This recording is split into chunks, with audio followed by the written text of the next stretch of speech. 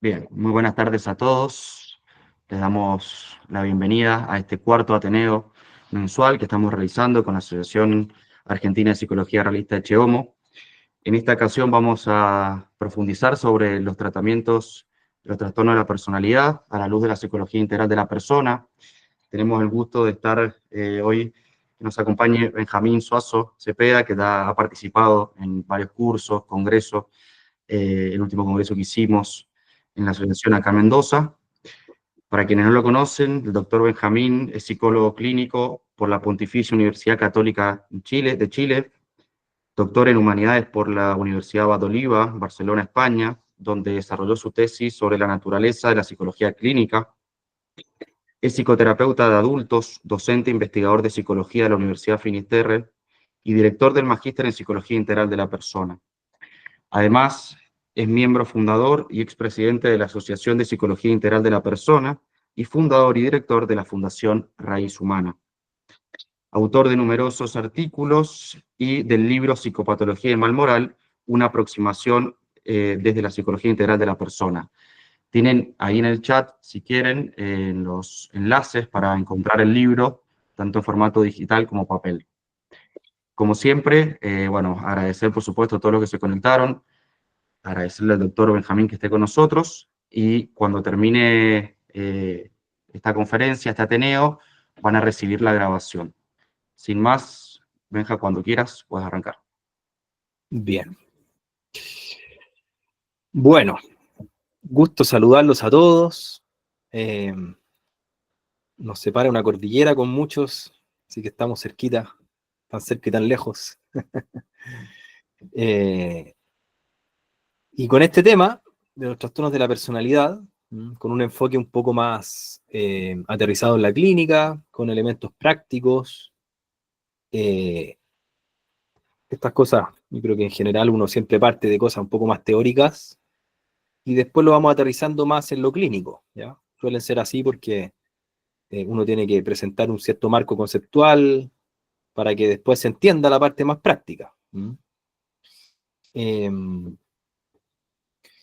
Así que este es un tema que yo le he venido dando vueltas hace harto tiempo, varios años. Es un tema difícil. Eh, yo creo que en la terapia, en la psicoterapia, eh, cada vez me he ido convenciendo más de esto, que un buen psicólogo se prueba más en estos casos, en los casos más difíciles. Cuando hay un caso más o menos fácil de una persona, digamos que de estructura más sana, que no hay un problema tan de fondo, sino que de repente ciertos eventos vitales que pueden haber marcado negativamente, entonces van y piden ayuda al psicólogo. Un caso así no es tan difícil de ayudar. Incluso una persona con una estructura así sana va donde un amigo, le cuenta, lo conversa y le va a ayudar mucho. Se va a beneficiar mucho de una simple conversación. Y más aún con un psicólogo donde sistemáticamente va conversando semana a semana y el psicólogo tiene alguna experiencia, alguna expertise y le va comunicando. Entonces, no es tan difícil que un caso así mejore y uno poder ayudarlo. Pero están estos casos, ¿no es cierto?, que son los trastornos de la personalidad, que es una categoría que ha sobrevivido los años. Es muy antigua en la historia de la psicología. Bueno, la historia de la psicología no es muy antigua, partamos por ahí, pero dentro de lo que hay de historia de la psicología es una categoría que ha ido mutando un poco su sentido, pero lo fundamental se ha mantenido.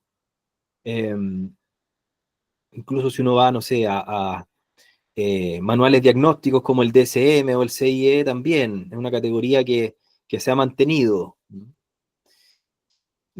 Entran trastornos de la personalidad, salen otros, pero se ha mantenido en los años. O sea, es una noción que vale la pena darle vuelta, una noción que vale la pena profundizar, eh, que hay una intuición, digámoslo así, clínica, de algo que es, y que por eso sobrevivió los años.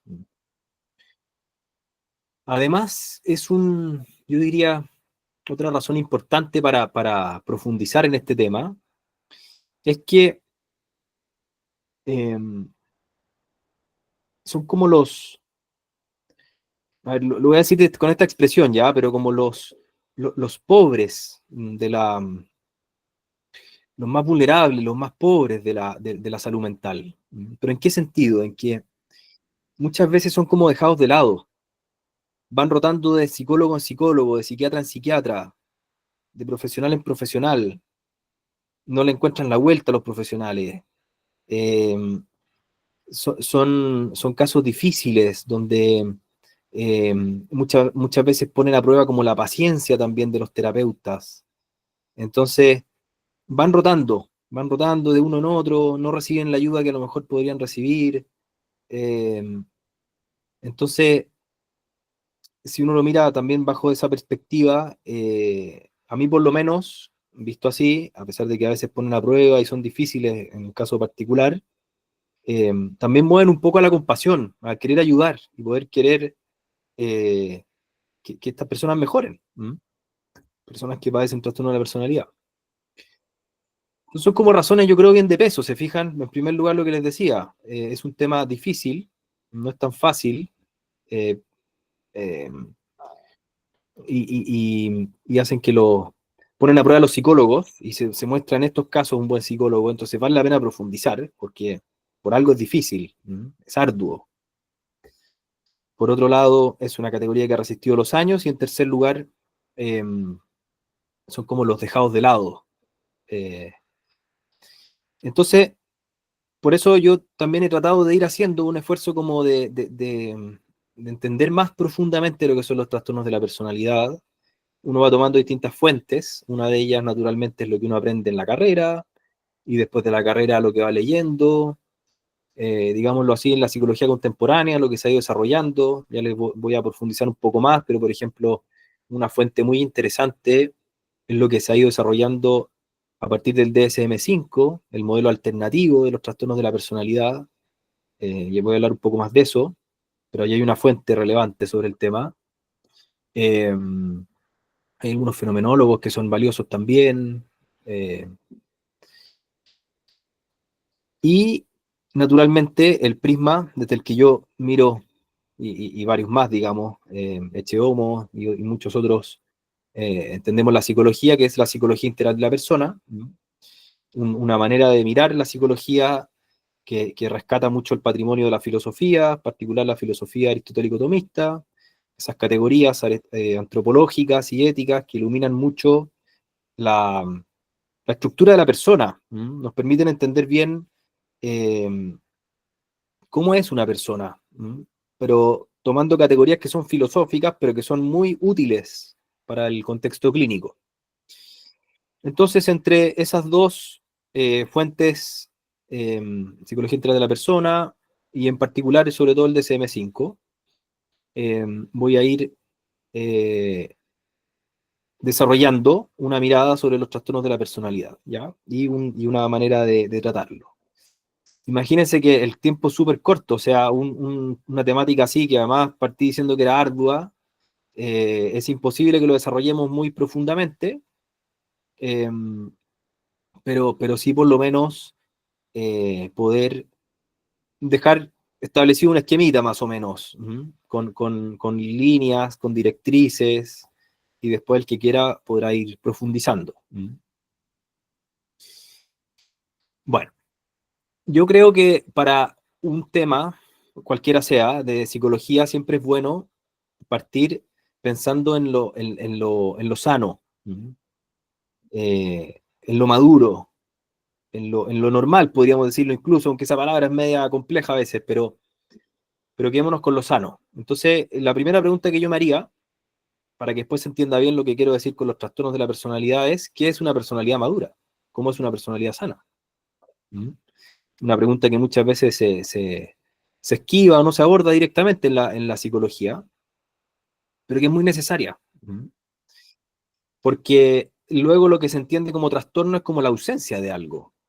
Pero obviamente la ausencia de algo nunca se termina de entender bien si uno no entiende bien cuál es la presencia, cómo debiera ser eso. Así que yo creo que se gana mucho, se invierte mucho cuando uno empieza a analizar cómo es una persona sana. Y yo creo que, no sé, a los que están a lo mejor estudiando psicología o que están empezando a meterse a lo mejor más en estos temas, Yo creo que ese es un tiempo muy bien invertido. Ponerse a observar, ponerse a analizar, a leer, a conversar, a pensar, en definitiva, y sistematizar interiormente cómo son las personas sanas, cómo son las personas logradas, las personalidades logradas, maduras. Yo voy a decir un par de cosas acá, generales. En primer lugar, una personalidad madura, está claro que el ser humano tiene dimensiones, tiene distintas fuerzas. Y encontrarle la vuelta a la vida, una persona que le encuentra la vuelta a la vida y que logra funcionar bien interiormente, encontrar un buen funcionamiento, requiere un cierto ajuste y entender bien cómo tienen que estar configuradas estas distintas fuerzas. Ahí es donde viene la psicología integral de la persona y ayuda mucho en el sentido de entender con ciertas categorías cómo son esas fuerzas. Entonces, la psicología integral de la persona tenemos claramente tres dimensiones distintas en el orden natural. Una es la dimensión biológica, otra es la dimensión sensitiva y otra es la dimensión racional. Es difícil pensar en alguien que alcanza la madurez humana sin que encuentre un buen ajuste entre estas dimensiones. Si uno lo piensa en el términos como del desarrollo humano, claro, al principio tenemos una personita, un bebé, una guagua, decimos aquí en Chile, una personita que está recién despertando al mundo y que sobre todo tiene necesidades biológicas. Naturalmente que tiene otras necesidades afectivas también, pero esas necesidades afectivas están muy, como diría Freud incluso, apuntaladas, como apoyadas en la dimensión biológica, porque como un bebé, una bobita, siente el cariño por la caricia, porque no experimenta ese malestar que puede ser si es que no lo cambian de ropa, o si es que no lo bañan, o si no se preocupan en definitiva, o si no duerme lo suficiente. Entonces, al principio de la vida está claro que la biología tiene la preponderancia. Después va surgiendo más la dimensión sensitiva, ya en la primera infancia, con todo el mundo de las emociones. El niño va creciendo y está claro que en la adolescencia, antes ya a los 7 años, hay un primer despertar de la razón más significativo, donde aparece la conciencia moral, las personas, los niños ya empiezan a tener nociones de lo que es bueno, es malo, ayuda, no ayuda, conviene, conviene. Y después viene ese gran despertar en la adolescencia de la razón. Entonces, entre biología, la dimensión sensitiva y la dimensión racional, hay un proceso también en el desarrollo, que es muy interesante analizarlo con detalle, donde estas fuerzas van como integrándose, pero sucesivamente, y de alguna manera una supone a la anterior. Eh, Eso que una supone a la anterior, lo epigenético, que está bien desarrollado en Erickson, qué sé yo, eh, uno lo puede ir viendo eh, y al final, si va creciendo, tenemos al final de la adolescencia ya un adulto. Luego de la adolescencia, un adulto. Miremos así una breve radiografía del adulto. ¿Ya? Un adulto que logra una personalidad madura.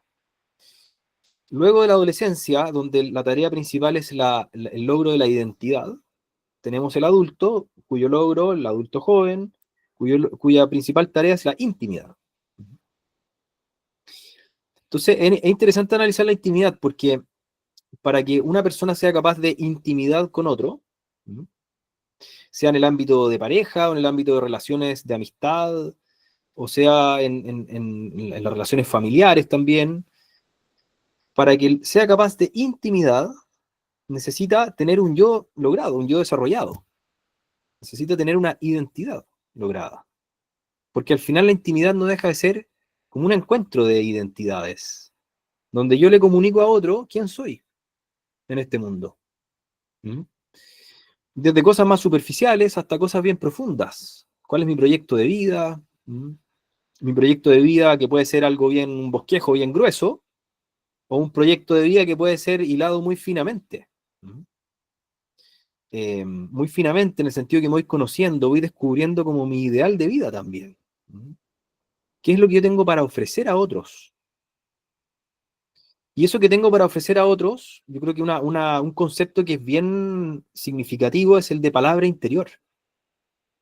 Un adulto con una personalidad madura, bien lograda, tiene palabra interior. Hay algo que ha ido descubriendo en su vida que le permite darse a otros y darse al mundo desde una identidad, desde algo que descubre que es, algo que a veces no es tan sujeto de definición, así como una formulación tan esquematizable o sistemática, sino que eso es más sujeto de contemplación, pero no por eso es menos real. ¿Mm? Sujeto de contemplación, yo voy descubriendo quién soy. Eso uno lo va descubriendo por capas, ¿no es cierto? El que se conoce a sí mismo, claro, descubre rasgos de personalidad, modos de ser, talentos, cualidades, también cosas para las que no sirve, que no se le dan bien. Eh, Eso naturalmente va también encauzándose en una profesión, y la persona es capaz de entender que puede hacer bien en esta profesión, descubre un gozo en esa ayuda a otros mediante esa profesión. Hay unos que son más prácticos, centrados en lo útil, más concretos, tienen mucha capacidad para explicar cosas a veces, son pedagógicos. Hay otros que tienen una profundidad natural y van regalando esa profundidad, ese mundo interior que han ido desarrollando por años. Uno va descubriendo cosas, ¿se fijan?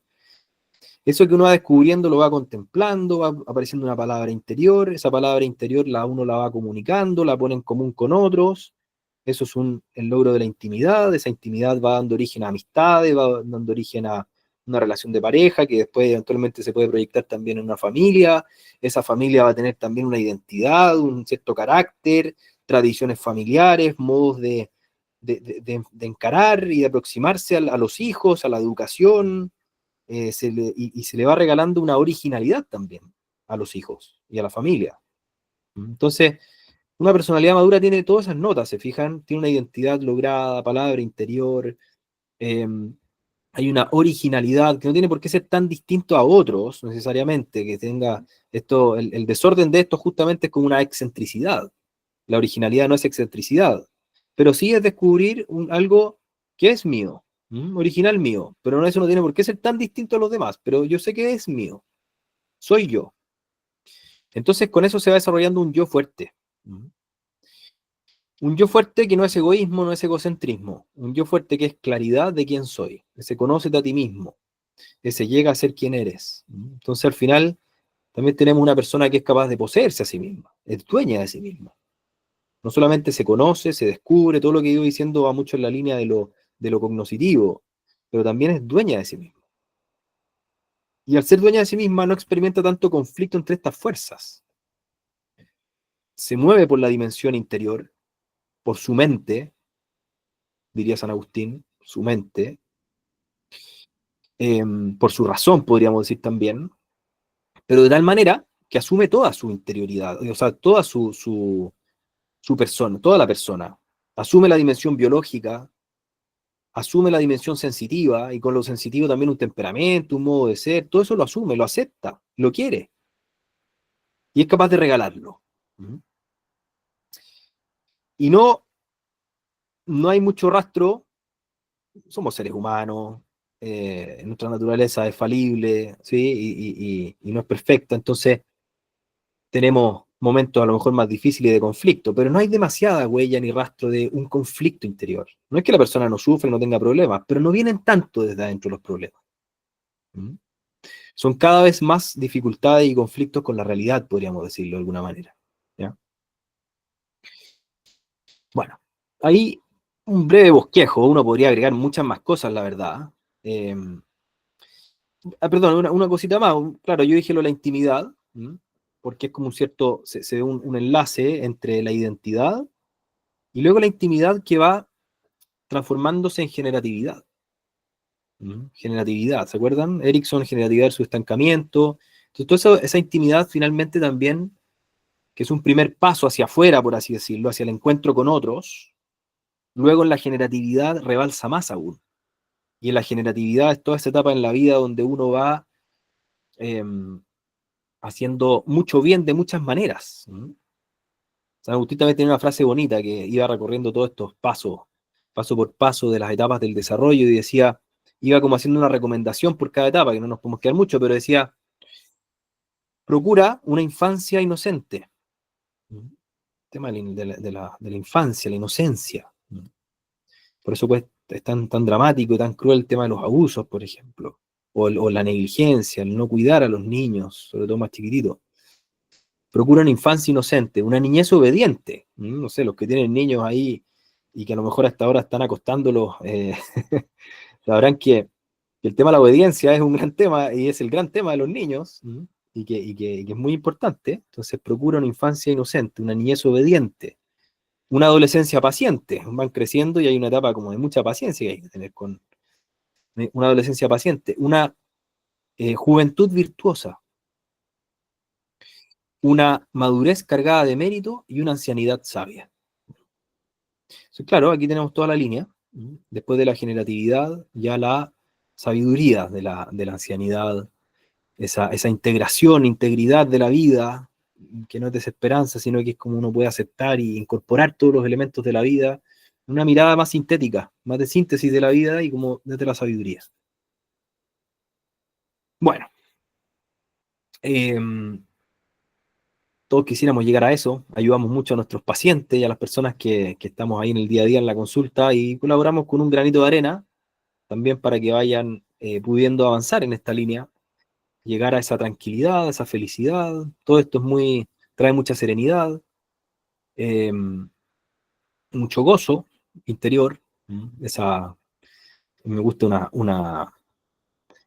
hay una frase de Aristóteles, a ver, la dejé por acá para leérselas porque es larga, pero si la encuentro rápido aquí está.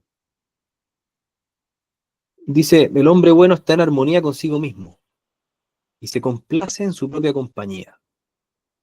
Interesante, ¿no? Y bonito, complacerse en su propia compañía. Ama su vida porque es buena y placentera, pues ambos atributos se encuentran en la vida del hombre virtuoso, y la vida le resulta deseable. Así es natural que esté consigo mismo con agrado, ya que conserva agradables recuerdos del pasado y buenas esperanzas del futuro, y también por el presente encuentra un gozo en su interior. Está bonito el panorama, ¿no es cierto? Bueno, la personalidad madura. Miremos su contracara, ¿ya? Vamos pensando el trastorno de la personalidad. A ver, en primer lugar, tomemos estas dimensiones, la dimensión biológica, la dimensión sensitiva, la dimensión racional. La biológica la vamos a dejar un poco de lado, claramente lo biológico es objeto de la medicina, y es objeto de la psicoterapia, o sea, de la psicología, más bien indirectamente. Lo más cercano es la psiquiatría, que se preocupa justamente de la dimensión biológica de estos problemas, pero nosotros vamos a lo que formalmente es psíquico.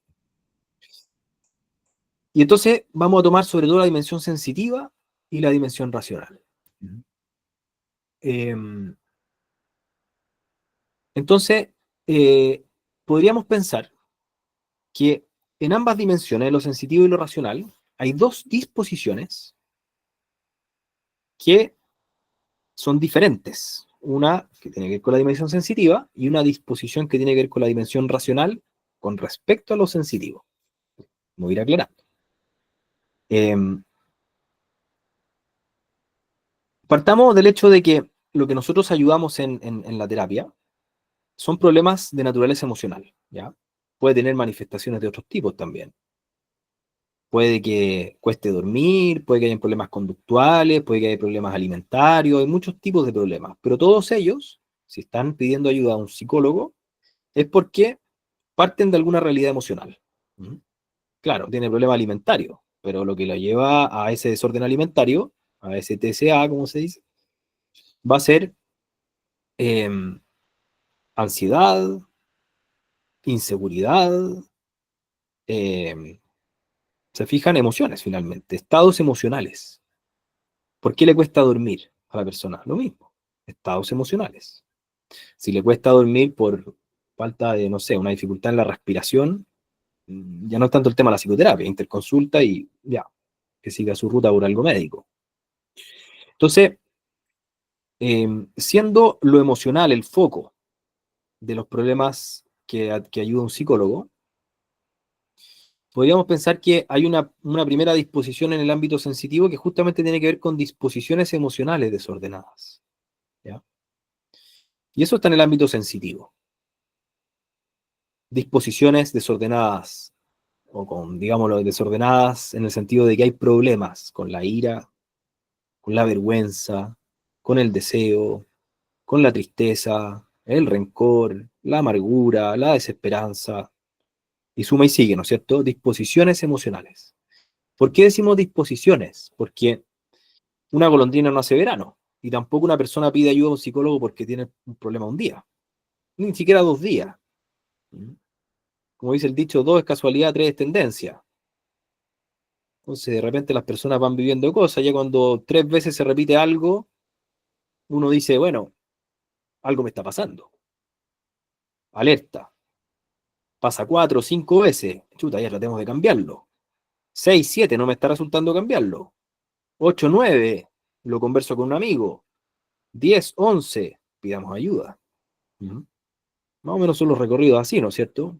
Y ahí voy a un psicólogo. Mira, me ha estado pasando esto hace años o hace meses que vengo con este problema. Disposiciones, no son actos, son disposiciones emocionales. Y en segundo lugar, hay una disposición que tiene más que ver con el ámbito racional. Hay muchas disposiciones racionales, las virtudes son disposiciones racionales, la ciencia, cuando alguien tiene el hábito, no sé, un dentista, da lo mismo, y tiene el oficio de dentista, es porque tiene algo, un hábito racional. ¿Un hábito racional en qué sentido? En que su inteligencia está acostumbrada a mirar problemas odontológicos y juzgarlos de una cierta manera que le permite ayudar a esa persona. Todos los oficios, todas las profesiones son, de alguna manera, entre otras cosas, tienen hábitos intelectuales, disposiciones de la inteligencia. Aquí nosotros estamos hablando de una disposición de la inteligencia, pero no tanto para un oficio, no tanto para una profesión, sino que hay un hábito, hay una disposición que tiene que ver con la disposición para conocer nuestros estados emocionales. ¿Ya? Y si de algo voy a hablar ahora, hoy día, es de eso. Y si algo hay que tratar con los trastornos de la personalidad es esto. Es el tema de la conciencia emocional. ¿Ya? La conciencia emocional es una disposición de nuestra inteligencia. Lo voy a decir así tal cual, aunque suene un ladrillo y después lo voy a ir explicando, ¿ya? Pero es una disposición de la inteligencia para conocer la proporción de nuestros estados emocionales con respecto a la realidad. ¿Ya? Lo voy a decir una segunda vez, por si alguien ya le entra de una vez la definición, pero es una disposición de nuestra inteligencia para conocer o para identificar o conocer nuestros estados, la proporción de nuestras emociones con respecto a la realidad.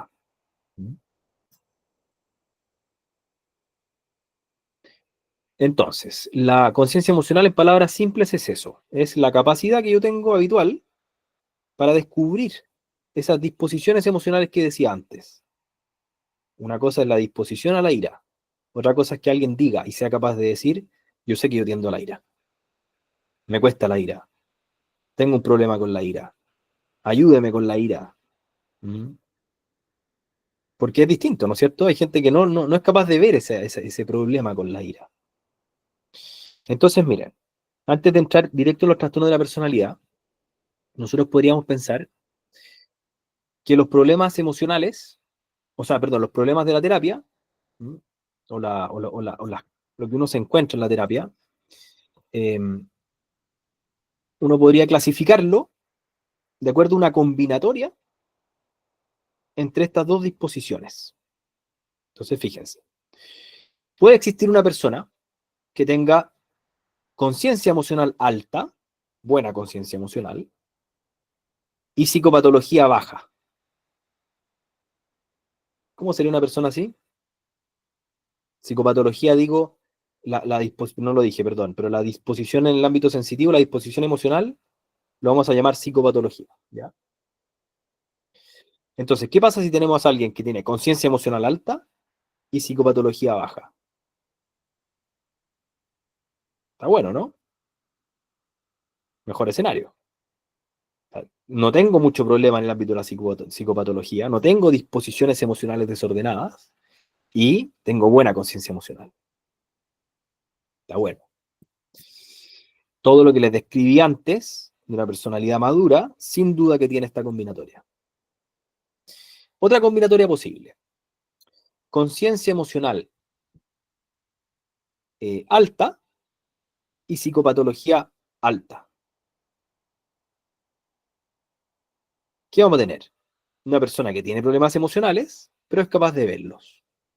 Es capaz de verlos, es capaz de pedir ayuda, va a llegar donde el psicólogo y va a decir eso, va a decir, no sé por qué me pasa, que soy una persona tan, no sé,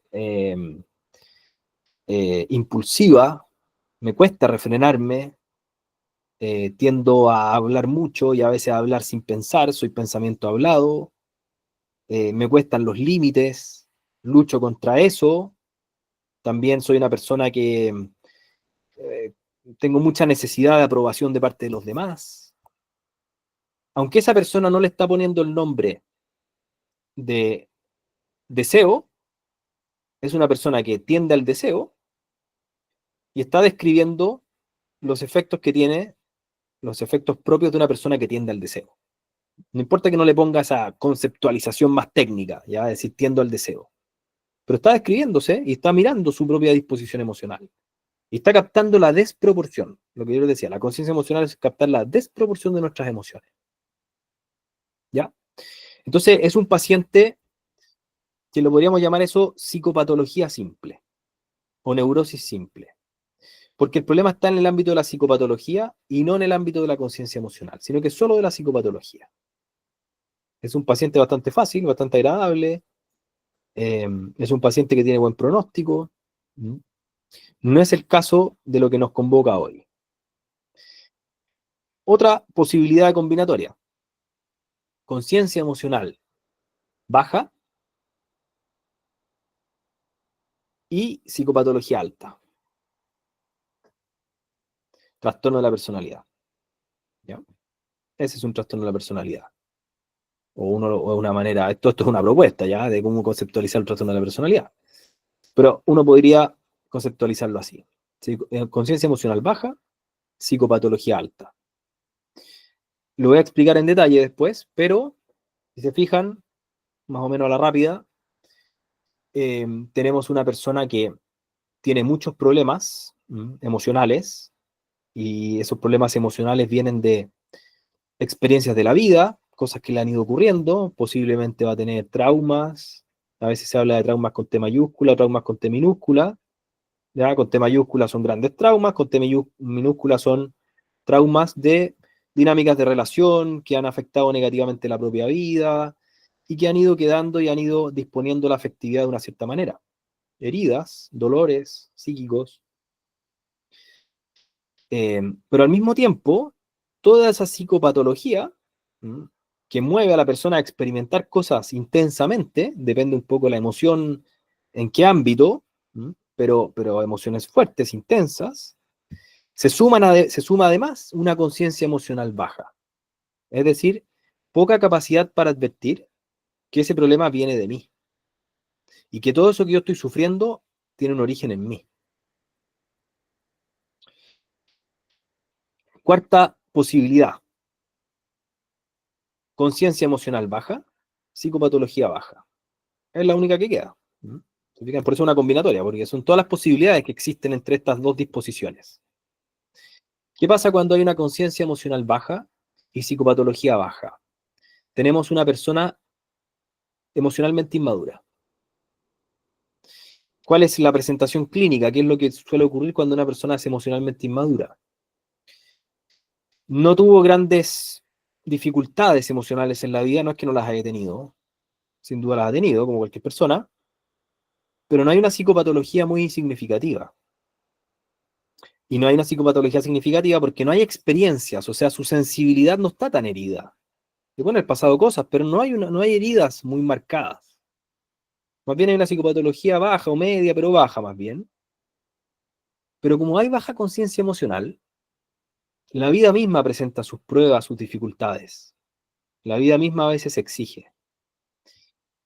Y en momentos diferentes, pero por lo general, no sé, cuando toca momentos que, que son importantes en la vida. Por ejemplo, cuando toca elegir carrera.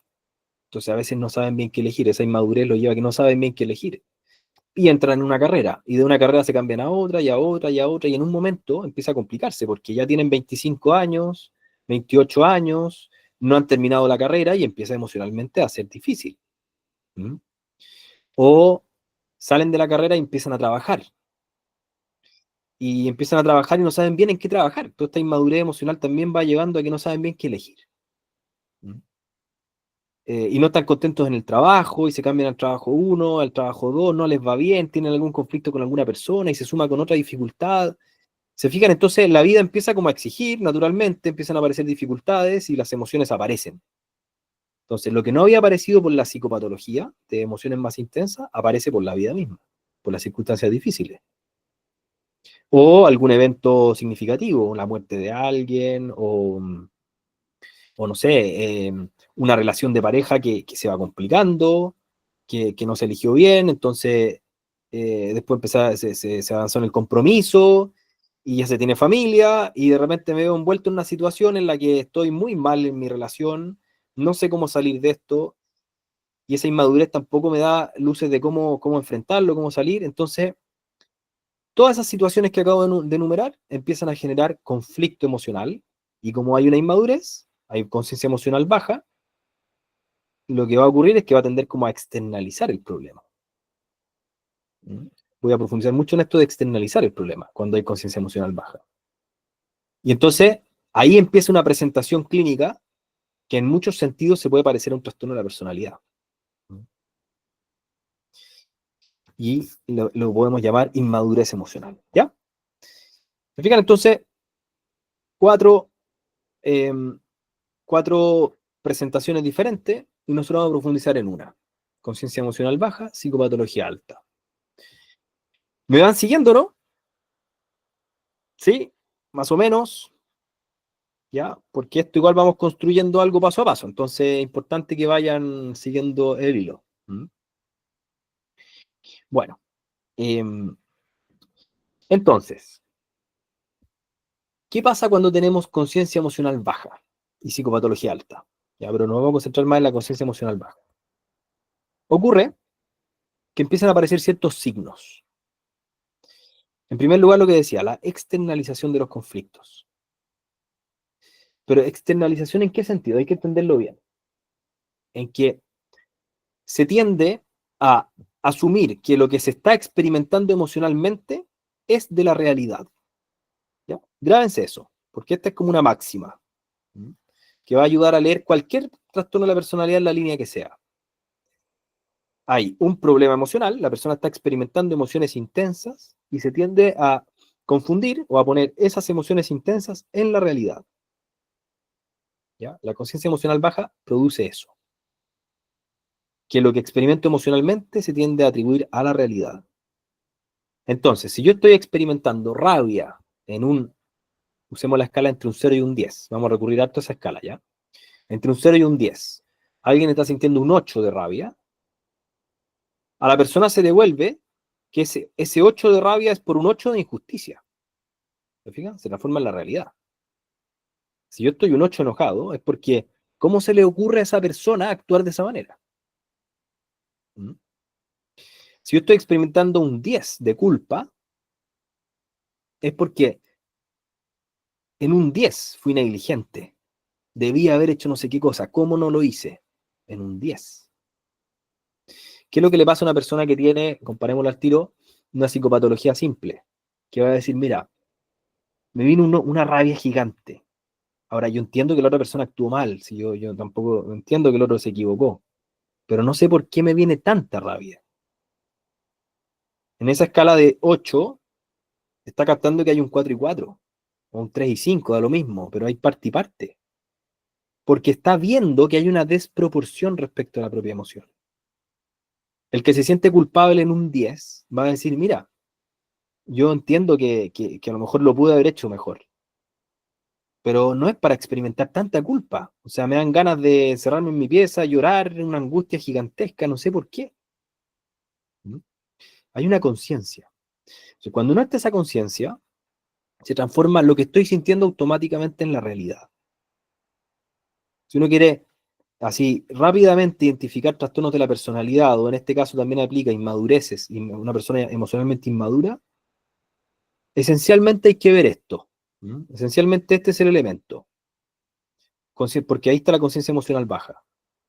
Una persona que se funde la razón con la emoción. La razón está como asumida desde la emoción, está secuestrada por la emoción. ¿Mm? O sea, hay una fusión entre razón y emoción, de tal manera que la emoción es la que guía el buque, como el capitán del buque. Entonces, claro, eso produce eh, muchas veces vínculos, problemas en los vínculos, vinculopatía se llama. ¿Por qué produce problemas en los vínculos? Porque el trastorno de la personalidad, al atribuírselo a la realidad, se enfrenta con otros y el otro se da cuenta que no están así.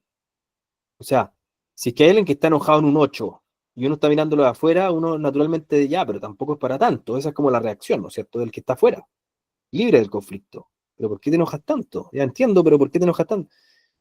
No, pero es que cómo se le ocurre. Ya, pero también promaticemos, se fijan, es como tratando de bajarlo porque siempre en las relaciones interpersonales, la virtud que ordena todas las relaciones es la de la justicia. Entonces, es de las primeras cosas que uno mira. Cuando alguien está con demasiada rabia, el que está al frente mirando dice, ya, pero tampoco es para tanto. O sea, es injusto, es exagerado, es demasiado. Todo eso afecta y lesiona la justicia. O el que se siente culpable. Claro, una vez uno trata de consolar a la persona, le dice, ya, tranquilo, no es para tanto. Pero si uno lo va viendo como un patrón y siempre la persona se culpabiliza tanto, ¿qué es lo que empieza a surgir? La emoción que está sobre todo vinculada al tema de la justicia o de la injusticia, la rabia, la molestia. Por eso que los trastornos de la personalidad generan espontáneamente tanto sentimiento como de injusticia o de rabia, de molestia, de impaciencia, irrita. ¿Mm? Por eso que es difícil, y yo decía, es complejo porque genera ese efecto, pero tampoco es que la otra persona lo esté conscientemente buscando. No lo está conscientemente buscando, pero pareciera que sí. ¿Mm? Y da la impresión de que sí. ¿Por qué da la impresión de que sí? Porque como la razón está asumida en la emoción y está como secuestrada en la emoción, la persona argumenta y defiende su punto. Pero es que ¿cómo no me voy a enojar? Mira lo que está haciendo la otra persona. Pero ¿cómo no quieres que me sienta culpable si soy pésimo? Si en verdad, mira, siempre lo hago de la misma manera. Y entonces se producen escaladas emocionales. Porque como no está advirtiendo con la inteligencia que hay una desproporción, ¿quién le pone freno a esa emoción internamente? Si a la persona cuando tiene una psicopatología simple, la razón, la inteligencia le pone un freno porque dice, bueno, pero no sé por qué me enojo tanto, no sé por qué me da tanta vergüenza, no sé por qué me da tantas ganas de, si tanto deseo, si en verdad no me sirve tanto. La adicción, por ejemplo. No sé por qué busco tanto el alcohol, si no me ayuda tanto en la realidad. Pero cuando uno está bajo el trastorno, como en el trastorno de la personalidad, la persona dice, bueno, el que me quiere querer, que me quiera como soy. ¿Qué tanto el alcohol? Todos nos morimos de algo. Entonces hay como una justificación. Entonces esa justificación produce rabia, esa justificación produce que el otro empiece a mirar que está como queriendo permanecer en ese estado, y eso es lo que produce vinculopatía. Está todo bien amarradito, ¿se fijan? O sea, todo nace de esa baja conciencia emocional. Eso hace también que los psicólogos, los terapeutas, se desesperen muchas veces con el trastorno de la personalidad. Pierdan la paciencia. Un tiempo sí, y soy el psicólogo y tengo que cumplir un rol y me mantengo en un cierto rol, pero ya después de un tiempo vuelve desde esta rigidez que imprime la conciencia emocional baja, vuelven todo el tiempo a lo mismo, a lo mismo, a lo mismo, a lo mismo, a lo mismo, a lo mismo. Entonces va apareciendo esa impaciencia también de parte del profesional. Entonces, por eso digo, son como los hermanos pobres, digamos, en el tema de salud mental, porque muchas veces son dejados de lado, muchas veces van como siendo eh, desplazados, como son como un problema. No sé qué hacer con esto. En el ámbito de la salud mental, con los profesionales, y para qué decir en las familias. Son personas que al final la familia va como perdiendo la fe en ellos. Y los van tratando como especiales, que bueno, es que tú sabes cómo es tal persona. Tú sabes que es distinto, tú sabes que es especial. Entonces un poco como que el ambiente se va adecuando a esa personalidad media extraña, media distinta. ¿Mm? Todos efectos de la conciencia emocional baja. ¿Mm? Y si es trastorno de la personalidad, además psicopatología alta. ¿Mm? Y por eso que también es tan disruptivo, porque como hay una emoción intensa y conciencia emocional baja, eso es lo que produce disrupción. Esto es lo que también produce la conciencia emocional baja. Yo decía recién la desregulación emocional, las escaladas emocionales. No hay posibilidad de que exista una escalada emocional fuerte si es que no es con pérdida transitoria, por lo menos, de conciencia emocional. Porque ¿qué es lo que ocurre? Y esto es lo común en los trastornos de la personalidad, que de pequeñas cosas se producen grandes problemas. Entonces, estaba con un grupo de amigos y de repente alguien comentó algo de mí y no me cayó bien el comentario. No me cayó bien el comentario y me hirió, me afectó. Me puse entre triste, entre que me enojó un poco, me dejó medio atravesado con el tema. Y si no hay conciencia emocional, yo digo, bueno, ya, no, a lo mejor, porque la conciencia emocional, ¿cómo opera? A la baja, frenando.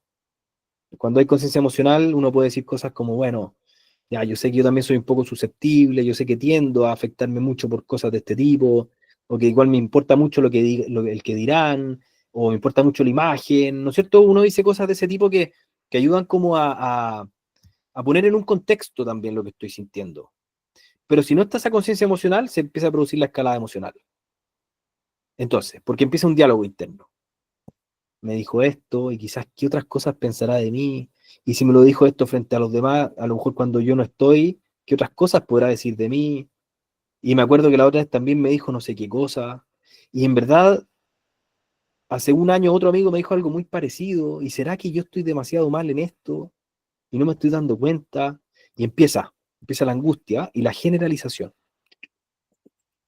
Por ese camino, las personas podemos terminar con mucha angustia, con mucha rabia, una culpa feroz. Y por ese camino podemos terminar sintiendo que la vida no tiene sentido, mi vida es una molestia, aparece la ideación suicida, aparecen los intentos de suicidio y aparece el suicidio. ¿Mm? Porque el suicidio, los intentos de suicidio, la ideación suicida aparece de la mano de una escalada emocional, ¿Mm? Donde a partir de ciertos problemas termina toda la vida involucrada. Y por eso que la vida al final ya no tiene sentido. ¿Mm? Esto lo ha estudiado bastante una persona que está ahí entre ustedes, que es Patricio Gutiérrez, ¿ya? Que antes lo vi y ahora ya. Ha estudiado todo este tema de la ideación suicida vinculada a la conciencia emocional. Eh, Hizo su tesis de magíster en eso. Entonces, bueno, el tema de la conciencia emocional, para que vean, tiene mucha relevancia. Entonces, claro, ¿qué es lo que pasa ya entrando en los tratamientos? Que ocurre que uno puede equivocarse en esto. Si uno no advierte que el trastorno de la personalidad tiene mucho que ver con conciencia emocional baja, además de psicopatología alta, pero con conciencia emocional baja, y uno se pone a trabajar con un trastorno de la personalidad de una manera, podemos decirlo así, un poco desprevenida como terapeuta, y lo empezamos a trabajar como simplemente como una psicopatología simple, y nos podemos aplicar alguna técnica y trabajar los traumas de la vida y empezar a trabajar toda la dimensión psicopatológica, o sea, la dimensión de las heridas sensitivas, las dinámicas familiares, y da lo mismo desde la línea que uno trabaje. Uno puede empezar a trabajar con EMDR, uno puede empezar a trabajar con terapia narrativa, cognitivo-conductual, en todas sus variantes. Uno puede empezar a trabajar desde la línea que quiera, pero en el fondo está trabajando esa sensibilidad herida. ¿Qué es lo que va a pasar con el tiempo? uno puede ayudar ciertamente en esa dimensión. Pero va a pasar que con el tiempo los problemas no ceden del todo. Y a veces no ceden prácticamente nada. Y la persona empieza a volver sobre lo mismo. Vuelve sobre lo mismo, vuelve sobre lo mismo. Empieza a haber un proceso como de rigidización. El terapeuta se empieza a desesperar, no sabe bien qué hacer. Ya lo intenté, pero si ya estamos volviendo a lo mismo que ya te pasaba antes, entonces se empieza a dar vuelta en círculo. ¿Mm? Se empieza a dar vuelta en círculo porque no sé ya cómo avanzar con esta persona, que es la típica sensación con el trastorno de la personalidad. Ya no sé qué hacer con esta persona, porque se está pasando por alto esa dimensión que no está muy desarrollada en psicología, la verdad, que es el tema de la conciencia emocional, porque en general no está muy desarrollada la distinción entre el ámbito psíquico sensitivo y la dimensión racional. Entonces, no se ha llegado en psicología a desarrollar mucho la especificidad de una disposición racional con respecto al mundo sensitivo. Entonces, todo se trabaja, se trata unívocamente. Unívocamente significa todo de una misma forma. Se transforman los problemas psicológicos todos en heridas sensitivas. Cuando hay que ir trabajando en los dos niveles. Muy importante. Y, y hay que ir haciendo una mezcla entre el nivel sensitivo y la conciencia emocional. Pero es muy importante desarrollar la conciencia emocional. Entonces, yo quería concentrarme un poco más hoy en que pensemos cómo ir desarrollando la conciencia emocional. Porque, porque lo otro, bueno, está mucho más desarrollado en psicología. Si ustedes en general van a pensar cualquier técnica, o casi cualquier técnica, por ejemplo, en el DBT hay intuiciones muy buenas sobre el tema de la conciencia emocional, en la regulación emocional, en el trabajo en grupo, etcétera, pero por lo general las técnicas psicológicas van en la línea de dolores emocionales, en todas sus formas. Entonces no me voy a concentrar tanto en ese lado, sino en desarrollar la conciencia emocional. ¿Les parece? ¿Me van siguiendo? ¿Sí? Qué bueno. Ya. Ya, entonces, ¿cómo desarrollar la conciencia emocional? Miren, yo creo que es muy importante una fase de conceptualización de esto mismo que yo le estoy explicando a ustedes con el paciente. ¿Ya? Yo creo que es muy importante conceptualizarlo así. O sea, muchas de las cosas, diría prácticamente todo lo mismo que le estoy explicando a ustedes ahora, yo también se los explico a los pacientes, para que entiendan la importancia que tiene la conciencia emocional y los efectos que tiene, para que primero ellos puedan ubicarse un poco en un marco y decir, mira, eso me pasa a mí. Y ojalá hay que tratar de explicar esto cuando el paciente está en frío, no cuando está con el problema tan vivo. Porque cuando el problema está vivo, ¿qué significa?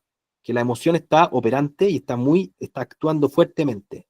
Y cuando actúa fuertemente la emoción, arrastra la razón. Hay poca capacidad de pensar. Hay que tratar de mostrar esto que estoy hablando ahora cuando el paciente está tranquilo, cuando está sereno y no cuando está con el problema al rojo vivo, ¿ya?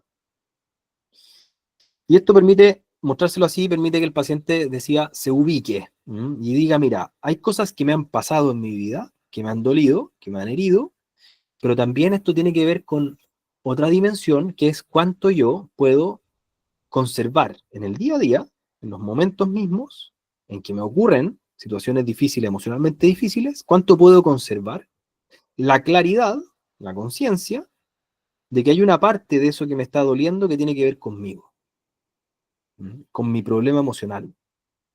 Y no se me transforme tan rápido, ese 8, 9, 10 que estoy sintiendo, en un problema de la realidad. Si estoy sintiendo miedo, porque me parece que el mundo es amenazante, que no se me transforme ese 9 que estoy sintiendo de paranoia, de temor, que no se me transforme en que el mundo es un 9 de amenazante. Y hay que poner muy importantes los ejemplos, para que el paciente entienda con ejemplos bien claros. Si yo siento un 8 de desesperanza de la vida, entender que no es que la vida tenga tan pocas posibilidades y que la esperanza esté tan perdida, sino que hay una parte que tiene que ver con que tengo una herida y hay una desesperanza y hay un problema con mi emoción. Y no es todo de la realidad esa desesperanza. ¿Ya? Entonces, una primera fase de conceptualización es buena. Yo creo que ayudan mucho aquí también las metáforas, ¿ya? Yo ocupo algunas metáforas. Por ejemplo, mostrar que en la conciencia emocional, cuando está baja la conciencia emocional, la emoción está, ya lo dije antes, como secuestrada por la razón. ¿Mm? Cuando la emoción está, lo dije al revés, parece, la razón está secuestrada por la emoción. ¿Ya? Entonces, ¿quién guía la batuta? La emoción. Que esté secuestrada, y a veces digo, incluso es un poco más que secuestrada, porque el que está secuestrado lucha contra el secuestrador de alguna manera. Aquí es alguien que está como secuestrado, pero incluso en ese secuestro han visto ustedes casos, ¿no es cierto?, bien dramáticos, de personas que en ese secuestro, sobre todo cuando son secuestros muy largos o de niños, se produce como una anulación de la persona. ¿Mm? Entonces es como una persona anulada, o en relaciones de repente complicadas también se da. La persona está como anulada en su voluntad. Y está anulada y como doblegada, eh, fundida, podríamos decir también, con la pareja. Entonces se produce como un proceso como de anulación. Entonces, lo que ocurre cuando la conciencia emocional es baja es que uno ve todo del color de la emoción. Si la emoción ve azul la realidad, la razón también ve azul. ¿Y qué es lo que pasa? Que en ese secuestro de la razón, la emoción ganó a su mejor aliado. No podría tener un mejor aliado la emoción. ¿Qué mejor aliado que la razón? Que la razón que es capaz de pensar, es capaz de mirar la realidad, es capaz de comparar, es capaz de hacer matices de las cosas. O sea, la razón tiene una penetrabilidad en la realidad como ninguna otra facultad lo tiene, porque su objeto es propiamente la realidad. Entonces, ¿qué aliado más grande ganó la emoción que la razón? Y por lo tanto, hace que le sume y que se aumente la emoción de una manera, eh, digámoslo así, eh, no viene la palabra, cuando es al cuadrado, ahora ya no funciona mucho la mente. La potencia, ¿no? ¿Ah? Exponencial. Exponencial. Es un desarrollo exponencial de la emoción. Eh, otra metáfora. Eh, el, el buque, el capitán del buque.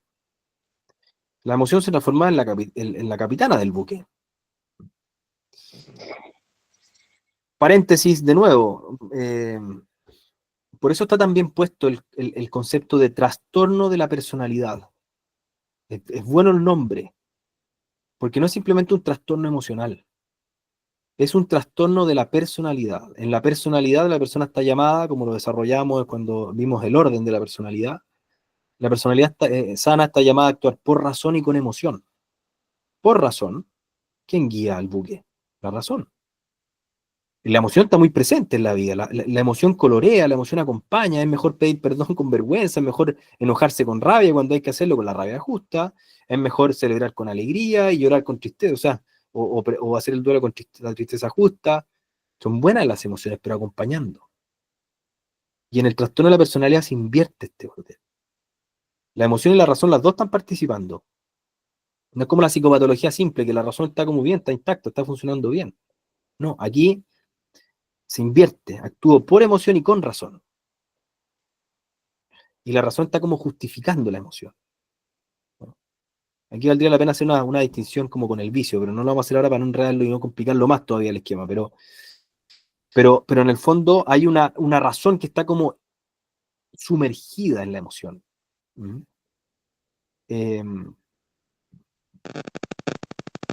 Entonces, fijan, la imagen del buque, la imagen del secuestro, la imagen del títere, que la razón yo antes tenía y lo perdí, pero tenía un títere, una marioneta en realidad. Entonces mostraba así. Era una marioneta del Chavo del Ocho. Entonces mostraba al Chavo así y cómo se movía con la marioneta, o sea, con los dedos, la mano. Y cuando alguien tiene conciencia emocional, hay una claridad de la mano y de la marioneta. Yo sé que hay una parte mía que está moviendo esto. Pero en el trastorno de la personalidad o en la conciencia emocional baja lo que hay es esto. Claro, se está moviendo aquí la marioneta. Pero lo que no estoy viendo es que son mis dedos los que están moviendo esto. Porque falta la conciencia emocional. Yo claramente estoy viendo que sufro, claramente veo que me enojo, claramente veo... pero no me doy cuenta de dónde... Que una parte de eso tiene que ver conmigo mismo moviendo esto. Hay un sonido, no sé si lo escucho yo, ustedes también. Ah, ya. Bueno, ahí, pero ahí paró. Hay que nombrarlo nomás, parece. Entonces, la marioneta, otra metáfora. Los colores, otra metáfora. Como el color que ve la emoción, la razón ve del mismo color. Está todo teñido por la visión de la emoción. El ojo, otra metáfora.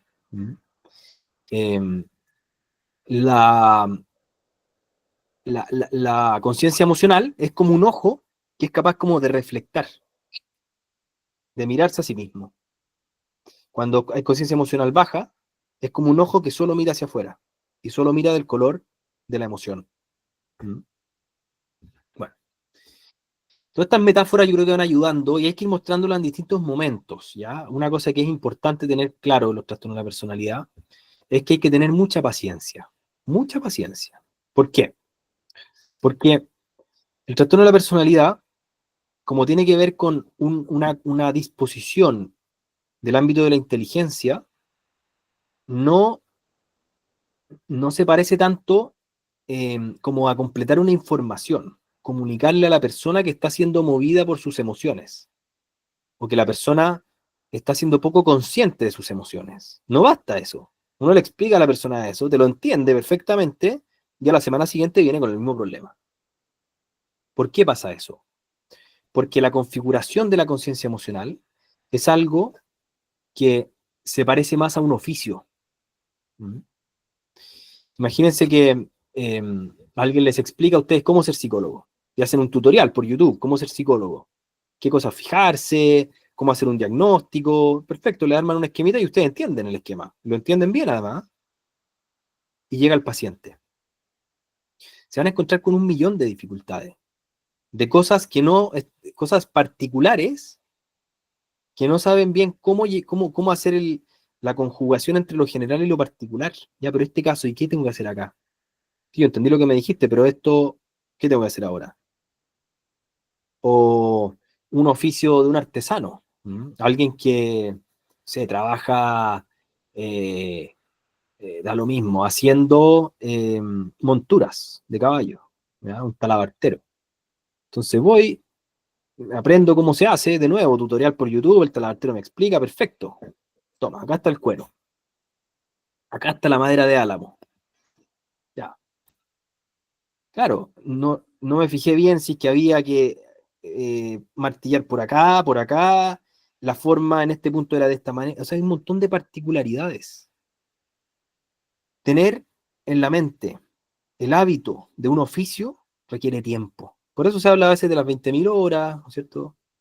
Eh, de pasar 20.000 horas frente a creo que eran 20.000 o 10.000, no me acuerdo bien, pero son muchas horas, digamos, o sea, son horas de vuelo. Así uno aprende un oficio. Para que una persona cambie en el sentido de empezar a funcionar con conciencia emocional, requiere muchas horas de ir desarrollando esa conciencia emocional. Porque lo que es uno en el intelecto es múltiple en lo singular, en lo particular, en lo concreto. Entonces pareciera que es simple. Tú tienes un problema de ira. Ya, yo puedo entenderlo, pero resulta que ahora me estoy encontrando con un problema con mi hermana, y mi hermana siempre me ha hecho lo mismo. Siempre me ha hecho lo mismo, entonces yo puedo tener un problema de ira, pero ahora no es de mi ira. ¿Cómo le va a echar la culpa a mi ira? Si mira lo que me está haciendo mi hermana. Así funciona. Hasta que uno vuelve. Ya, pero mira, fíjate, tu hermana sí, pero si lo analizamos con tranquilidad, ¿puede haber una persona que frente a la misma situación con tu hermana reaccione con tranquilidad? Sí, podría haber alguien. De hecho, yo estaba ahí en esa misma situación con otra persona, con otro hermano, y resulta que reaccionó con mucha más tranquilidad. Ah, ya, perfecto. Entonces, y uno va de a poco llevándolo a tener conciencia emocional y decir, mira, ese 8 que te vino podría ser un 3 o un 4. Hay algo objetivo, pero también hay algo de tu emoción. Entonces se va adquiriendo esa conciencia emocional. Poco a poco, granito a granito, así se va configurando. Así se va configurando en el orden normal también. Porque la conciencia emocional se obtiene sobre todo en la crianza, en la familia. ¿Mm? Se obtiene de tal manera, o sea, se obtiene cuando los papás corrigen a los hijos, lo educan, le van mostrando eh, su propio mundo emocional. Cuando no se desarrolla la conciencia emocional, cuando los papás corrigen o cuando no corrigen y son muy negligentes y no se preocupan de la educación de los hijos, desde luego, o cuando hay una corrección muy conductual, muy moralista, muy exterior. Si yo le digo a un hijo le digo, no se falta de respeto, no se desobedece a los adultos, eso no se hace, y me quedo solamente ahí, estoy diciendo algo que puede ser correcto, y estoy transmitiéndole un valor, pero no estoy dándole información sobre su tendencia, porque a lo mejor ese hijo está faltando el respeto porque no le está respondiendo al adulto cuando le pregunta algo, pero por vergüenza. Entonces es distinto decirle al hijo, oye, pero ¿por qué te dio vergüenza eso? Tranquilo, confía. ¿Mm?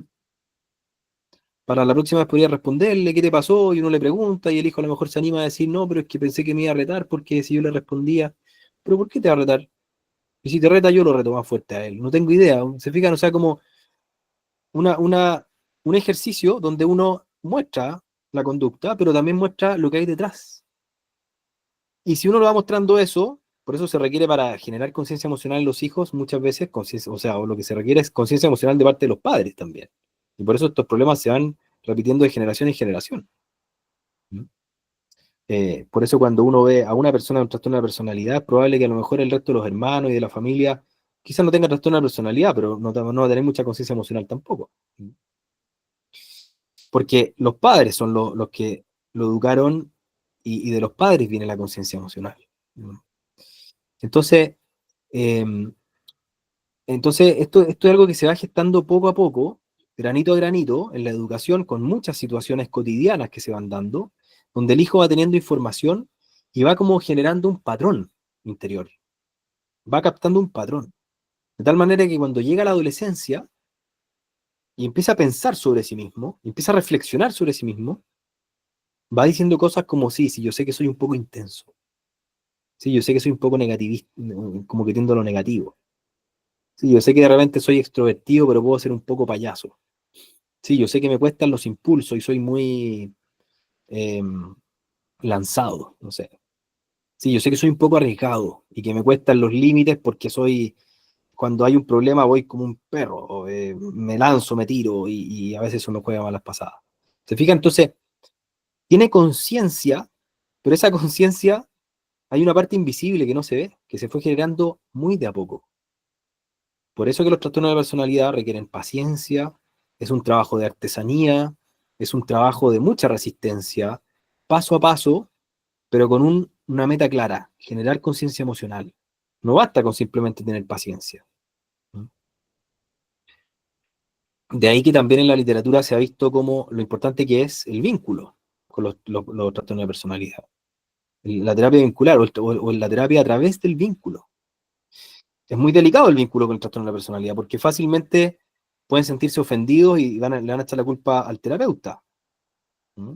Pueden sentirse pasados a llevar, pueden sentirse incomprendidos, entonces es muy delicado. Y cuando están en un momento donde la emoción está muy fuerte y la razón está muy secuestrada, van a ser sesiones bastante perdidas. Perdidas, pero es costundido también, es parte del proceso. ¿Mm? Con un trastorno de personalidad muy grave, sobre todo, hay muchas sesiones que lamentablemente uno conserva el vínculo solamente, contiene, dice una palabrita, trata de tranquilizar a la persona, pero no es que se avance mucho. Pero hay otras en que la persona está un poco más tranquila, la razón menos secuestrada, y uno se anima a decir más cosas.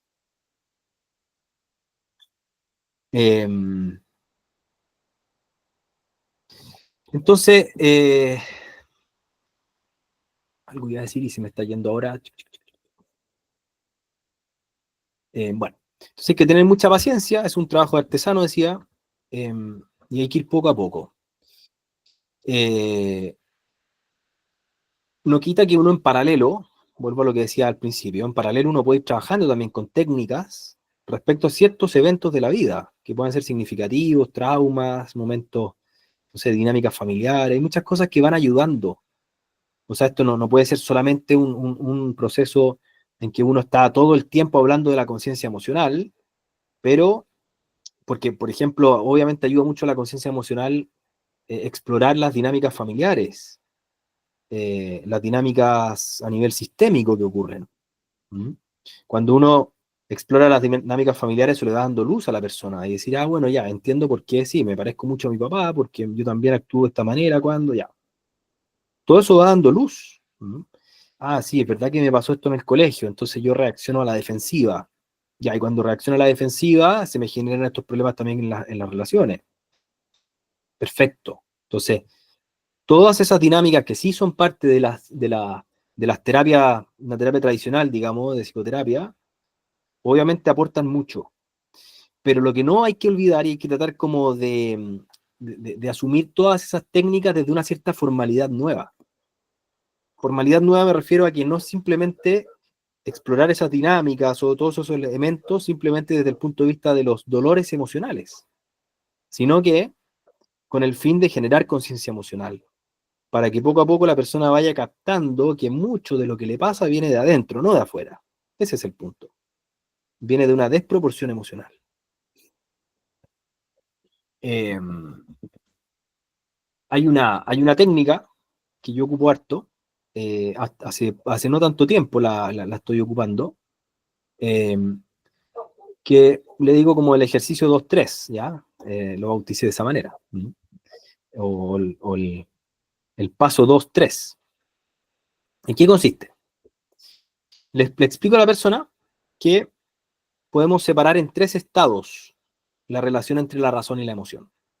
Y le digo, mira, hay un primer estado donde la razón está como subsumida, asumida en la emoción, ¿ya? Que es lo que le explicaba recién, con la conciencia emocional baja. Yo le digo, mira, en ese primer estadio o etapa, eh, la emoción así deshace. ¿Mm? Tú ves que muchas veces te pasa que estás como con esa sensación de injusticia y desde esa sensación de injusticia empiezas como a despotricar, te enojas, la razón está totalmente como asumida y el capitán del buque, ¿quién es? La emoción. ¿Ya? Etapa 2. Ah, perdón. ¿Y qué es lo que ocurre en la etapa 1? Que la razón está fusionada con la emoción. Son una sola cosa. Lo que la emoción siente es como de la realidad. Lo que la emoción siente, la razón lo juzga de la misma manera y le presta ropa. Así decimos en Chile, ¿no es cierto? Prestar ropa es como secundar. Eh, entonces, etapa 2. La razón advierte lo que la emoción está sintiendo. Es un primer ejercicio de separación de la emoción con la razón. Entonces, en la etapa 1, la emoción está como asumida dentro. Está dentro la emoción. En la etapa 2, la puedo poner como al frente. La pongo al frente y empiezo a describirla. Y puedo empezar a decir cosas. Yo sé que me estoy sintiendo solo, me siento excluido, marginado, también me vienen sensaciones como de que el futuro siempre va a ser así, de que no voy a poder salir de este estado, que cada vez va a ser peor. En la etapa 2 yo puedo describir lo que me está pasando. Entonces la razón dice lo que la emoción está sintiendo. Y en la etapa 3, la razón dice lo que la emoción debería estar sintiendo. En la etapa 2, lo que estoy sintiendo. En la etapa 3, soy capaz de decir lo que debería estar sintiendo.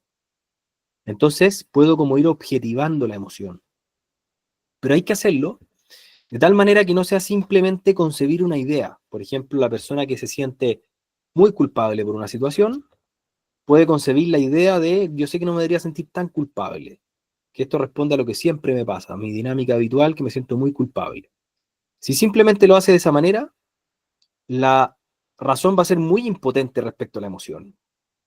Hay que hacerlo de tal manera que la razón le dispute un territorio a la emoción. Hay que disputarle un territorio. Por eso es que es bueno hacer este ejercicio escribiendo. El paso 2 y 3. El 1 nos lo saltamos porque no hay nada que hacer, la emoción está subsumida o sea, la razón está fusionada con la emoción.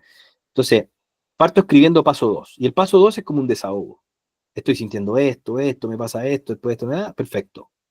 Puedo escribir un párrafo, una página de desahogo, pero después paso a la etapa 3.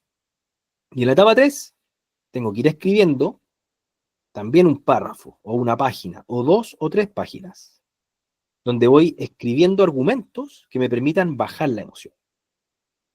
Entonces es un ejercicio de regulación emocional. Pero la gracia es que cuando uno lo pone como en clave de razón y emoción, lo que está pasando es que la razón como ve la realidad es un ejercicio de regulación emocional mucho más efectivo, porque lo que más puede regular la emoción es la realidad. Entonces, ¿qué es lo que tengo que poner? Tengo que ponerme a pensar en la emoción. Y tengo que darle espacio, tiempo, tengo que prender el cronómetro, darle tiempo a la razón para que diga lo suyo de manera independiente a la emoción. Por eso que es tan importante quedarse en el paso 3, ir escribiendo un párrafo, 2 párrafos, 3 párrafos, sin retroceder al paso 2. Y si retrocedo al paso 2, porque supongamos que estoy escribiendo que no debería sentirme culpable porque en realidad eh, lo hice sin saber, si hubiera sabido claramente no lo hubiera hecho, y empiezo a escribir, pero de repente me viene una sensación de decir, no, yo creo que me estoy engañando a mí mismo escribiendo esto, eh, yo creo que siempre me voy a sentir así en verdad, desesperanza. ¿Qué es lo que está pasando? Que volví al paso 2, estoy experimentando desesperanza. Perfecto, me siento desesperanzado, siento que nunca voy a salir, paso 2. Vuelvo al paso 3. ¿Qué debería estar sintiendo respecto a la desesperanza? No tengo por qué estar así para siempre. Estoy pidiendo ayuda con un psicólogo, me dio esta tarea. La verdad es que la otra vez sí me sirvió. Me lo recomendó esta persona que le sirvió lo mismo. Da lo mismo, hay que ponerse creativo, pero hay que ponerse a escribir. Ya. Yo he visto que esto es muy efectivo para regular emocionalmente, muy profundo, porque a veces se fijan, uno puede hacer ejercicio de regulación emocional como salir a hacer deporte, hacer ejercicios de respiración, cosas que ayudan, es cierto que ayudan. Pero a la vez, si la persona tiene de fondo la idea de que está haciendo ese ejercicio de regulación emocional para bajarle a la emoción, pero de fondo está convencida la persona de que es grande la embarrada que se mandó, es grande la culpa que dirá estar sintiendo, o que es muy grave lo que hizo, o que es gigante la injusticia de todas maneras. Yo puedo estar regulándome pero de fondo, yo tengo claro que la razón, la emoción está fusionada y están haciendo un diagnóstico de la realidad que van en la misma línea de la emoción. Entonces, va a ser un parche ante una herida gigante, un parchecito. Entonces, no tiene demasiado efecto. Es muy importante que en el fondo la persona vaya integrando sus fuerzas desde el punto de vista como de la realidad. O sea, la gracia de esta técnica es que es profundamente realista. Y la realidad sí tiene capacidad para mover a la emoción, regular, si se hace bien y no se entiende de un modo puramente racionalista, como concebir una idea, sino como se entiende como disputando un territorio. Ahí está la clave. Y hay que decirle a la persona también, hay que tener también expectativas realistas de que esto cuesta, que es difícil, que implica cansarse, pero claro, cuando se producen escaladas emocionales, eso sí que cansa. O sea, que si nos vamos a cansar, nos vamos a cansar. Yo le digo a los pacientes, el punto, si elegimos bien dónde cansarnos, cada minuto va a ser más descansado. Si elegimos cansarnos mal, es como pan para hoy, hambre para mañana. Dejo libre mi emoción, dejo que navegue con el buque, pero de repente cuando miro para atrás estoy a kilómetros de la costa. Y pucha que cuesta volver. Porque la emoción además es como una bola de nieve, va agarrando fuerza y va agarrando mucha inercia. Y frenar la inercia de una emoción potente cuesta mucho. Entonces tienen que ir tomando conciencia de todos estos temas, de lo nocivo que es esa dinámica, de lo bueno que es ir enfocando las cosas desde la realidad, que capten que tienen herida y que desde ahí un poco están reaccionando, y por lo tanto que vayan teniendo conciencia emocional en el sentido de ir captando y teniendo una disposición de mi inteligencia, y espero que ahora se entienda bien, una disposición de la inteligencia para identificar o conocer las propias, la desproporción de mis propias disposiciones emocionales. ¿Mm? Miren, tengo lo último, cierro con esto, después podemos pasar a preguntas, lo comentamos si quieren. Uy, no dije nada del DSM-5 ya, bueno. A ver, una palabrita del DSM-5, ¿ya? Fíjense, el DSM-5 tiene un modelo alternativo de comprensión de los trastornos de la personalidad, donde va viendo qué es lo común a los trastornos de la personalidad. Y va mostrando que hay ciertos elementos muy propios del trastorno de la personalidad. Hay una dificultad, hay un conflicto con la identidad, ¿m? Con la autodirección, con la empatía y con la intimidad. ¿M? En todos esos ámbitos hay dificultad en el trastorno de la personalidad. Fíjense que todos son características que tienen que ver con la dimensión específicamente humana, con la racionalidad. La racionalidad está comprometida acá, no exclusivamente, es la conciencia emocional. Pero fíjense, en el trastorno de la personalidad se altera todo lo que es de la personalidad, lo que es específicamente humano, la identidad. Sí, se altera la identidad. Porque cómo yo voy configurando un yo, una personalidad madura, más bien voy definiendo quién soy a partir de emociones, de conflictos emocionales. La autodirección, claro, cuesta la libertad de esa experiencia de ser dueño de uno mismo, porque más bien soy llevado y conducido por las circunstancias, porque las emociones siempre responden a circunstancias. Entonces, más que llevarme yo a mí mismo, la vida me va viviendo a través de las circunstancias y a través de mis emociones. La empatía. La empatía en el sentido más profundo, no esa pseudoempatía de personas que a lo mejor pueden tener una sonrisa permanentemente y decir cosas positivas medio mecánicamente o como una técnica, no sé, sino que la empatía en el sentido de estar en el otro, de ver al otro, verdaderamente, obviamente es un ejercicio de la inteligencia. No solo de la inteligencia, pero también de la inteligencia de poder ver al otro. En lugar de empatía aparecen muchas dinámicas proyectivas en el trastorno de personalidad. Y la intimidad, que es lo que decía antes, o sea, ¿cómo voy a lograr una intimidad si tampoco tengo bien lograda una identidad? Entonces, al final yo creo que el DSM-5 da una clave importante porque va pudiendo mirar estos problemas, incorporando estas dimensiones que son específicamente humanas. Entonces, también son eh, eh, conceptualizaciones que nos permiten explorar y ayudar a tratar los trastornos de la personalidad. Porque puedo ir, por ejemplo, diciendo ya, esta sesión voy a dedicarla a la identidad. Entonces vamos trabajando, o esta sesión, o una tanda de sesiones. Trabajemos la identidad. ¿Quién eres tú? ¿Qué te hace sentido? ¿Cuál es tu proyecto de vida? ¿Quién es Juan? Hagámonos esa pregunta. Y uno va explorando, puede dejar alguna tarea, ¿se fija? Entonces, la identidad. La empatía. Reflexionemos sobre la empatía. Cuando estamos trabajando este problema, el descontrol de impulso, ¿de qué manera eso afecta en las relaciones y afecta la empatía, etcétera? ¿Se fijan? O sea, cada uno de estos conceptos nos van permitiendo líneas de trabajo, que son buenas. Yo les iba a mostrar también, una palabrita nomás sobre el DSM-5, pero les quería mostrar una paciente real, que le pedí que me lo mandara para mostrárselos a ustedes, este trabajo del 2-3.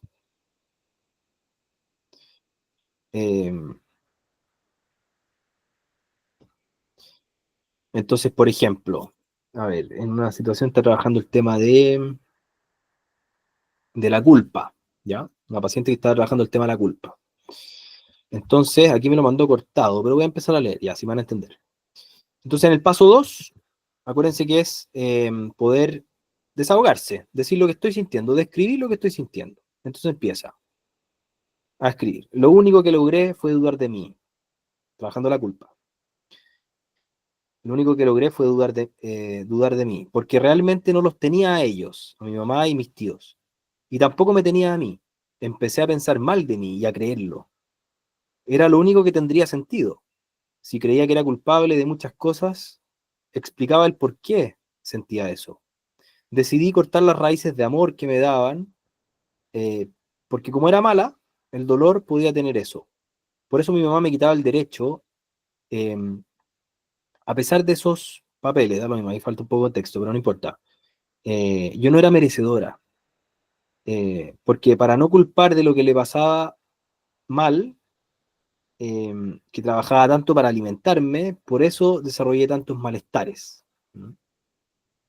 Ya, me saltó entendieron la lógica, ¿no es cierto? Va hablando de, de cómo fue su historia y cómo fue desarrollando este sentimiento de culpa, y después va escribiendo, en el punto 3, debo tener cuidado con la culpa porque se oculta, se hace invisible, y se esconde detrás de otras emociones. ¿Se acuerdan el ejemplo de la marioneta, no es cierto? Se hace invisible. Se esconde detrás de otras emociones, pero es ella quien la gobierna realmente.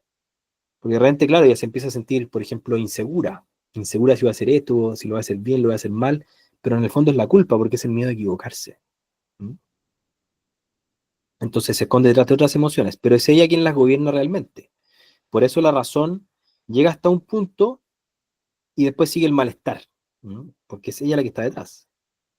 Porque si hay culpa, maneja hilos de otras emociones que quieren sanar y la culpa toma de nuevo el control. Mi mamá no me debió chantajear tanto, amenazarme y culparme de todo. Fue injusto. Piensen ustedes que mientras ella está escribiendo todo esto, está como amenazada por la culpa todavía, está disputando un territorio. No es tan sencillo. Aquí suena como que estuviera muy decidida escribiéndolo, pero está disputando un territorio. Entonces no debió chantajearme tanto, amenazarme, culparme de todo, fue injusto, no me enseñaba, no me educaba. La culpa no educa ni enseña. Tuvo una mamá bien, bien complicada, la verdad. O sea, tiene toda la razón cuando está escribiendo esto. Entonces, la culpa no educa ni enseña, solo hace sentir miserable, y quien la sienta eh, no debió permitir que otras personas me trataran mal por mi culpa. Debió preguntarse qué era eso tan malo que había hecho para molestarlo, porque dicen que fue solo por el hecho de existir. Y ahí pone grande, yo tengo derecho a existir, Dios me lo dio, puso así como en mayúscula. Y esa era su molestia, o cosa de ella. Hiciera algo que ellos no toleraban o que querían eh, decirme, no sé qué dice ahí, conmigo, debían defenderme. Por eso en mi terapia, eh, si necesito o aparece una emoción, tengo que tratar de dejarla tranquila, no dejar que la culpa envuelva la situación. Si estoy en terapia no fue porque hice algo malo, al contrario, porque esas cosas le vienen, se fijan por la culpa. Si estoy en terapia no fue porque hice algo malo, al contrario, estoy haciendo algo bueno por mí. Si a veces siento que soy menos madre por no tener todo listo, recordar que fui víctima de muchos maltratos. Si aparece la culpa culpando por historia ajena, asociada a mi esposo e hija, decirle que yo no elegí el momento, eh, que Dios lo quiso así, que las familias se apoyan cuando alguien se siente mal también. ¿Mm? Las familias ayudan y no culpan, se cuidan, no se señalan, no se sienten mejor viendo sus culpas en otros que vieron sus culpas en otros. La culpa me recuerda a mis temores, eso ya lo superé, le digo que son recuerdos a la misma culpa que aparece. Ya, etcétera, etcétera, etcétera. Ya leí un fragmento y medio ahí porque hay algunas palabras que no entiendo la letra, pero ¿te fijan? Entonces está disputándole un territorio. ¿Mm? ¿Qué efecto tiene? Que después, si la persona lo va haciendo siempre con el objetivo de ver la realidad, va bajando la emoción, se tranquiliza. Y tranquiliza de una manera bastante estable. Después va a volver, porque esto es un mecanismo que hay que ir desarrollando. ¿Mm? Cuando se instala la conciencia emocional, la persona está fuera del trastorno de la personalidad. Y una persona puede llegar a estar fuera del trastorno de la personalidad. Eso yo lo he visto varias veces. ¿Mm? Eso. Si tienen preguntas, comentarios, feliz que lo hablemos. ¿Mm?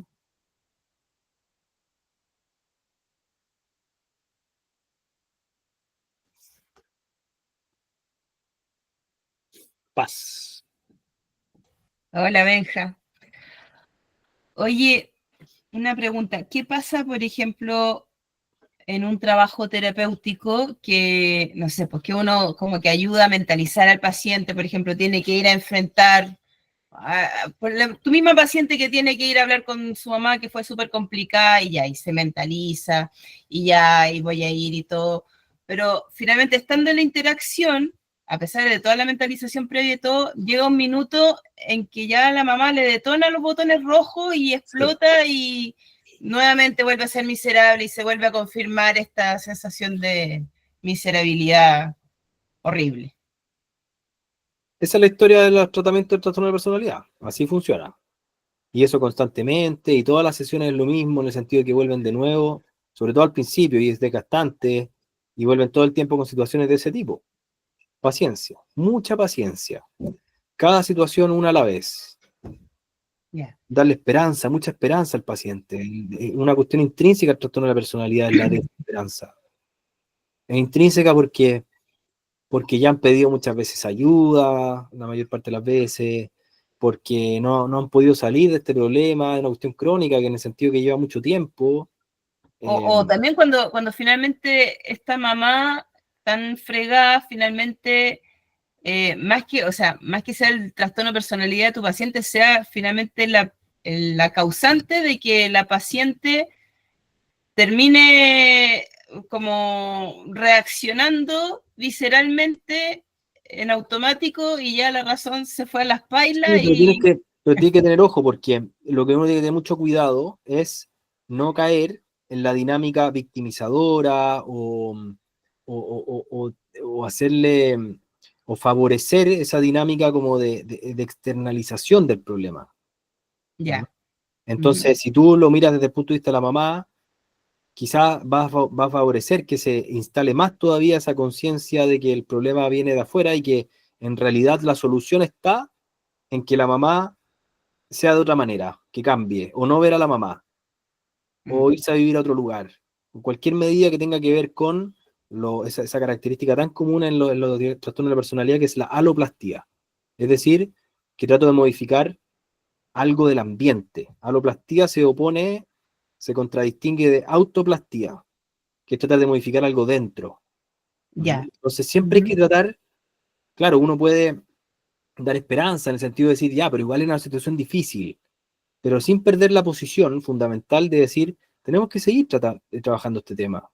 Algún día va a llegar el momento en el que vas a poder hablar con tu mamá tranquila y no perdamos de vista que ese es nuestro ideal. Okay. Pero es tiempo, tranquila. O sea, yo muchas de las cosas que también uno repite muchas veces, que estos son procesos que demoran y que estamos en los plazos. Porque las personas siempre tienden a pensar que soy un paciente como muy complicado, que todos los demás salen rápido de su problema y yo salgo lento. Entonces, no, lo que hay que transmitir es que el proceso de desarrollar la conciencia emocional es lento. Es lento, fin. O sea, no hay un desarrollo de conciencia emocional rápido. Yo no lo he visto nunca y no creo que exista. Ya, súper. Muchas gracias. Hay cosas, perdona, hay cosas que yo creo que lo aprovecho de decir, pero yo creo que en el futuro, yo creo que pueden ayudar. Mira, por ejemplo, la tecnología, espero que el día de mañana ayude en el tema de los trastornos de la personalidad, porque yo me imagino cosas, ya aquí voy a ser un poquito futurista, pero yo me imagino, por ejemplo, la realidad virtual cómo puede ayudar. En el sentido de una persona, bueno, ya lo podríamos hacer con videos, la verdad, pero la realidad virtual quizás puede ser más convincente en el sentido de desarrollar material donde uno pueda ver a una persona actuando bajo el influjo de las emociones, digámoslo así, y con conciencia emocional baja. Entonces que la persona lo pueda ver. Y si tenemos muchos videos de situaciones distintas, podemos acelerar ese proceso de abstracción que necesita el desarrollo de un hábito, de una conciencia, una disposición. Entonces, tenemos a lo mejor 40 videos. Mira, miremos 5 videos. 1, 2, 3, 4, 5. Analicémoslo. ¿Se fijan? Ese tipo de material yo creo que podría ayudar mucho. Vale. Muchas gracias. Ya, de nada. Lucas. Sí, Benjamín, ¿cómo estás? Bien. Sí, eso de los videos, viste que se hace, hay muchos terapeutas, quizá acá nosotros, acá en Argentina, es un poco difícil por cuestiones económicas, ¿no? Pero hay otros terapeutas en otras partes del mundo que hay filmaciones, digamos, ¿no? Sí, La el terapia. video feedback, que aquí lo hacen y es muy bueno, y tengo unas personas cercanas que lo hacen y da muy buen resultado. Es distinto que tener muchas recreaciones, pero seguramente en alguna parte también lo están haciendo, pero sí, el video feedback. Lo otro que un poco te quería comentar, vos comentaste al final, o terminaste diciendo al final, que bueno, uno termina saliendo de un trastorno de personalidad o de la conceptualización o de la realidad que implica a medida que va creciendo la conciencia emocional, ¿no? esto es correcto, lo que acabo de Sí, decir. correcto. Bien. Sin embargo, aunque yo pueda, digamos, adquirir mayor grado de conciencia emocional, incluso tener conciencia emocional, puede persistir ese movimiento apetitivo, pasional, digamos, Sí, desordenado, ¿no? obviamente tienen que ser las dos cosas. Lo que pasa es que ese Por eso movimiento hablaste vos repetitivo no cuesta tanto modificarlo, esa es la verdad, ¿no? Ese problema de la psicoterapia es un problema menor al lado de este otro. Entonces, claro, efectivamente hay que superar los dos, pero lo difícil es la conciencia emocional. perfecto. En segundo lugar, esto también de la conciencia emocional, entonces, es de alguna manera esa resignificación de ese estado emocional, tomar conciencia justamente de ese estado emocional. Ahora, ¿podría también dar lugar a un cambio de la emoción o, digamos, la esencia de esto de la conciencia emocional es que el paciente justamente tome conciencia de esa emoción que esté viviendo o pudiera también dentro de las No, intervenciones cambiar una tiene, emoción por no, otra, tiene un digamos? efecto directo en la emoción, directo. Porque justamente muchas veces, y ese es el punto también, la escalada emocional, que en la psicología se suele atribuir a heridas, tú reaccionas así desde tu herida, por defensa, muchas veces esa escalada emocional y esa intensidad no se explica tanto por heridas. A veces no se explica tanto por heridas o a veces no es por heridas definitivamente, sino que simplemente por falta de conciencia emocional. Si no hay conciencia emocional, la persona, por más que no, aunque no tenga heridas, los problemas emocionales que tenga fácilmente van a escalar. Entonces, cuando hay conciencia emocional, se produce un cambio a nivel emocional, en el sentido de que lo que antes ocurría como escaladas emocionales ya no ocurre. Perfecto. Bien. Bueno, gracias, Benjamín. De nada. Guadalupe pregunta algo acá. ¿Ha tenido experiencia con pacientes que tienen trastorno de la personalidad antisocial? Generalmente son llevados a la terapia, no van por cuenta propia. ¿Puede decir algo respecto al pronóstico de los mismos? Sí.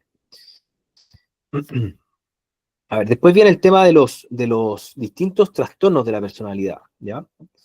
Yo creo que vale la pena también hacer un ejercicio comprensivo que no dio para esta instancia que es bien acotada, pero hacer el ejercicio de ir pensando los trastornos de la personalidad particulares. Entonces, una cosa que a mí me resulta muy útil es vincular trastornos de la personalidad específicos con emociones dominantes, ¿ya?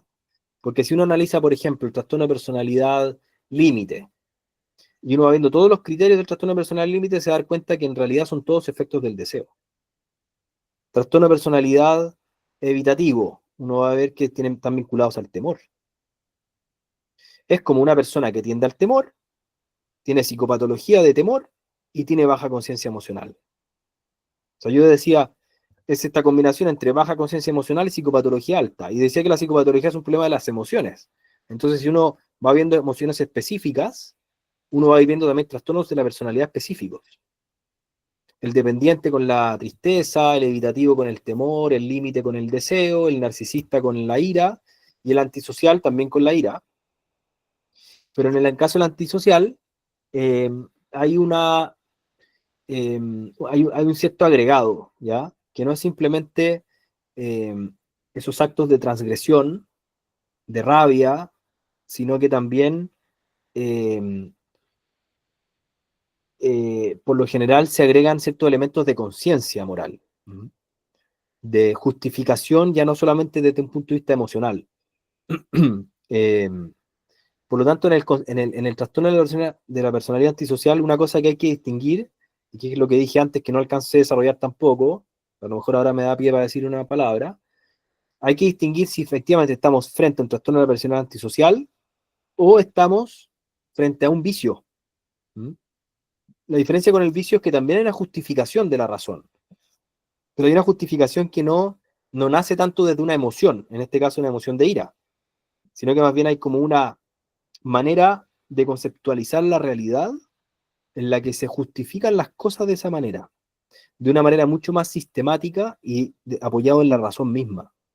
¿Qué pasa cuando alguien, por ejemplo, se dedica a la trata de personas, tiene un negocio de trata de personas, o tiene montado un negocio de pornografía infantil. ¿Mm?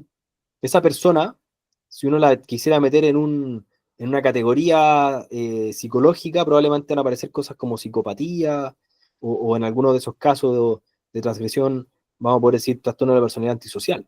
¿Mm? Narcisismo maligno, aparecen esas categorías. Pero resulta que en realidad muchas veces no se reduce tanto a un problema psicológico. ¿Mm? Porque no es que bajo el influjo de la emoción, como decíamos en el trastorno de la personalidad, bajo el influjo de la emoción, ¿Mm? se produce esa justificación racional. Porque ¿qué es lo propio del trastorno de la personalidad? Que es una presentación clínica un poco caótica. Porque a pesar de que en un momento puede justificar mucho una actitud, una conducta, después a la semana siguiente puede estar muy arrepentida de lo que hizo. Y le puede venir la culpa. O ya no lo piensa de esa manera. Ya pasó, ya se fijan, o sea, es como, es cambiante. Es inestable la presentación clínica de un trastorno de la personalidad. En cambio, cuando la justificación nace de una manera, de una visión del mundo, de una mirada del mundo, porque yo conceptualizo las cosas de esa manera, estamos más frente a un vicio. ¿Mm? Ya no estamos en el plano tan psíquico. ¿Mm? Entonces, yo creo que cuando decimos trastorno de personalidad antisocial, primero habría que hacer esa distinción frente al que tenemos al frente. ¿Calza más el trastorno de personalidad antisocial o un vicio de esta naturaleza?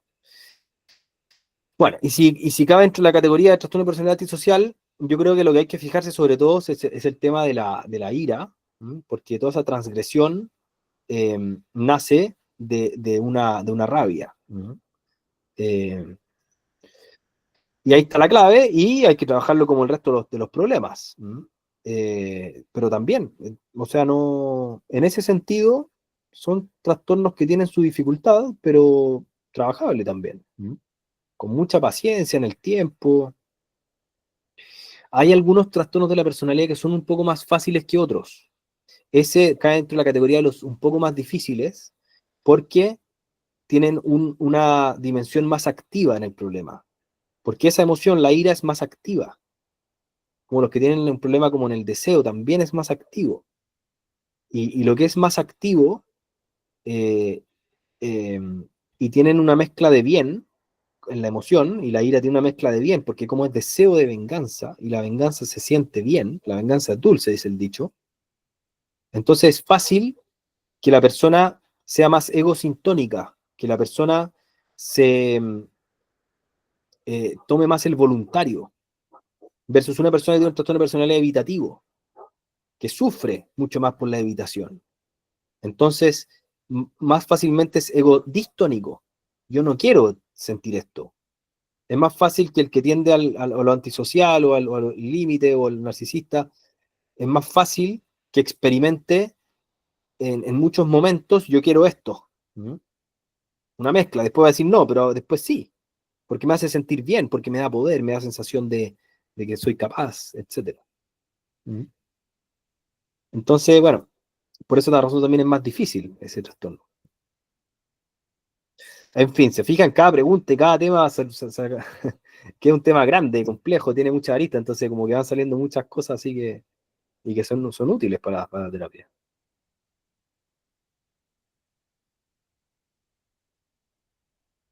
La Caro Day apareció por ahí, hola Caro.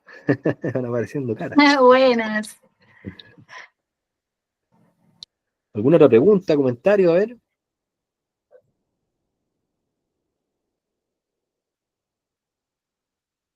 Los dejo libres. Sí. Hola Benjamín, te hago, Sí, te hago dime. una consultita.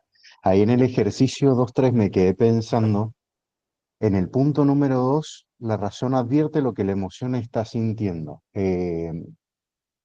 Sería como que la razón tiene que captar, digamos, la validación o el juicio que está haciendo la cogitativa y la emoción correspondiente a ese juicio. Y después en el paso 3 es como que objetiviza de alguna manera la valoración que hace, entonces por eso se corrige la parte emocional. Entonces ahí es donde Claro. cambiamos, digamos, como el experimentum que Sí. tiene. Tal cual.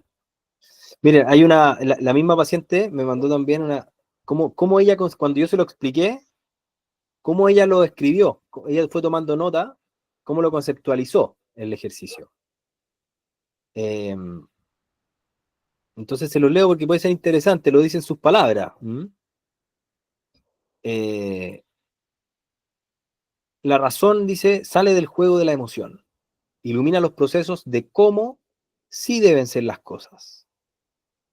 En el punto 3, tener un pensamiento fuerte, incluso esos que vives intensamente, los que te hacen sentir mal en el cuerpo, no son necesariamente una clara realidad de que tengo algo malo, porque para ella el tema fundamental es la culpa. En este punto podría parar, tomarme un momento para pensar si realmente ese pensamiento es mío, si realmente quiero decirlo a alguien, explotarlo. Se fijan, no llegaría a hacerlo, ese es el punto. Si realmente quiero decirlo a alguien, explotarlo. Si ese pensamiento te arregla algo o solo empeora. ¿Qué es lo que está haciendo? Está introduciendo el pensar, ¿está bien? Dudar desde el pensamiento, reflexionar si es o no. De alguna manera, si ese pensamiento es producto de una buena elaboración en mi mente y emociones. Un cansancio tal vez de este proceso, intenta cerrarlo, calmarme, no tomarlo como verdad. Y que una vez que pase, ya pasó. Dejarlo ahí o intentar no perderme en el porqué. En un momento pueden generarse montones de pensamientos feos y no por ello hay que obedecerlos y aceptarlos como verdaderos. Como si no hubiese falla en ellos, en las emociones, ¿no es cierto? Como si no hubiese falla en las emociones. Entender que hay fallas, que no sanen en parte el tema de la culpa en mi historia.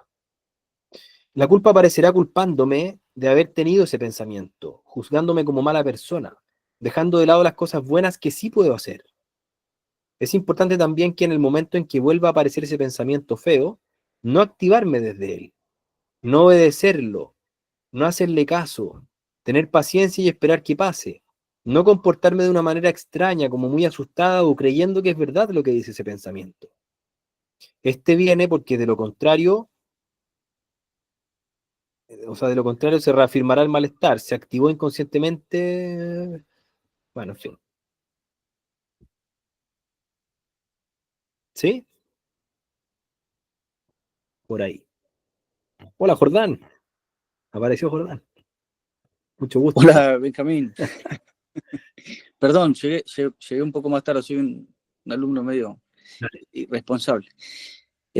No, te quería, bueno, te agradezco mucho la exposición y continuando un poco la pregunta que te hacía Martín, te consulto esto, si vos lo ves en el consultorio y de alguna manera, ¿a qué crees que responde? ¿O cuál sería de alguna manera el fundamento psicológico de esto?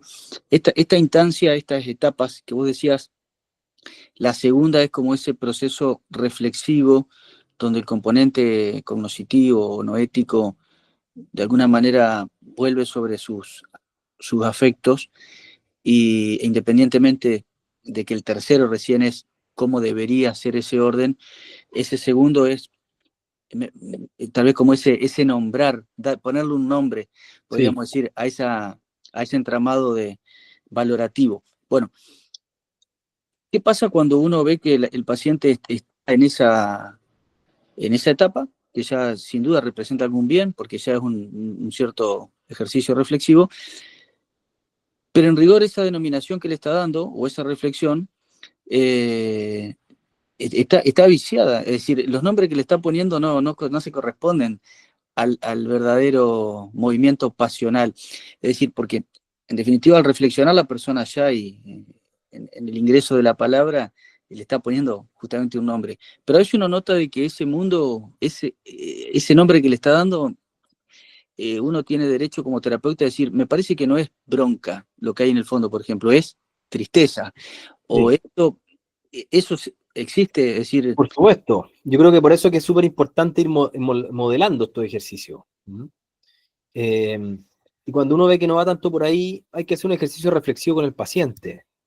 Y preguntarlo directamente, ¿y será esto? Mira, estaba pensando esta otra alternativa. Bueno, ahí uno tiene que ir viendo cómo lo plantea, pero muy de acuerdo. O sea, parte de este tipo de problemas es que muchas veces no hay un lenguaje emocional, o hay un lenguaje emocional errático, o dentro de esa misma conceptualización del punto 2 hay mucha externalización y juicios que no son correctos, digamos, por así decirlo.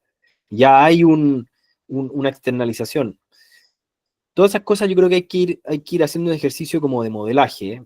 También yo creo que es bueno en la primera sesión, cuando uno explica este ejercicio, modelarlo con palabras, no escribiendo, sino que con palabras. Mira, acordémonos ya de todo esto que me botaste en la semana. Tratemos de hacer el ejercicio ahora. A ver, vamos con el punto 2. ¿Qué es lo que sentiste? Expláyate. Perfecto, ya. Esa parte es más fácil. Punto 3. Y van apareciendo cosas, se fijan entre que empezó con el punto 3, pero retrocedió al 2, porque empezó de nuevo a decir cosas que está sintiendo. Porque le parece que, por ejemplo, que lo que está sintiendo no se lo cree. Ya, perfecto. Ahora tiene que tener conciencia de que retrocedió al punto 2, que no está mal.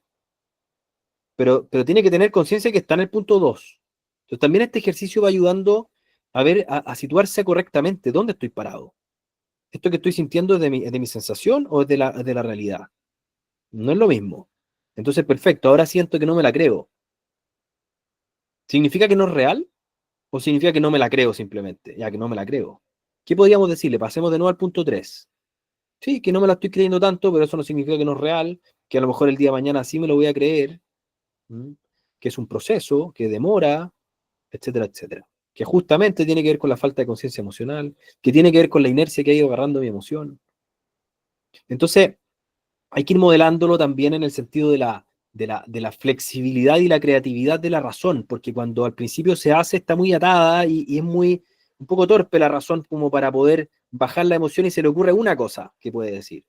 Uno va modelando también diciendo, mira, podríamos pensar esto también, ¿o no? Sí, perfecto. Ah, sí, no se me había ocurrido, perfecto. Ya. Y esto también.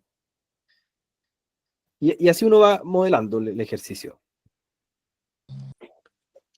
Claro, yo te lo preguntaba porque justamente a mí siempre me... Es decir, uno cuando, aún de propuestas como la psicoanalítica, cuando usan expresiones que en la clínica uno se pregunta, ¿qué estarán viendo?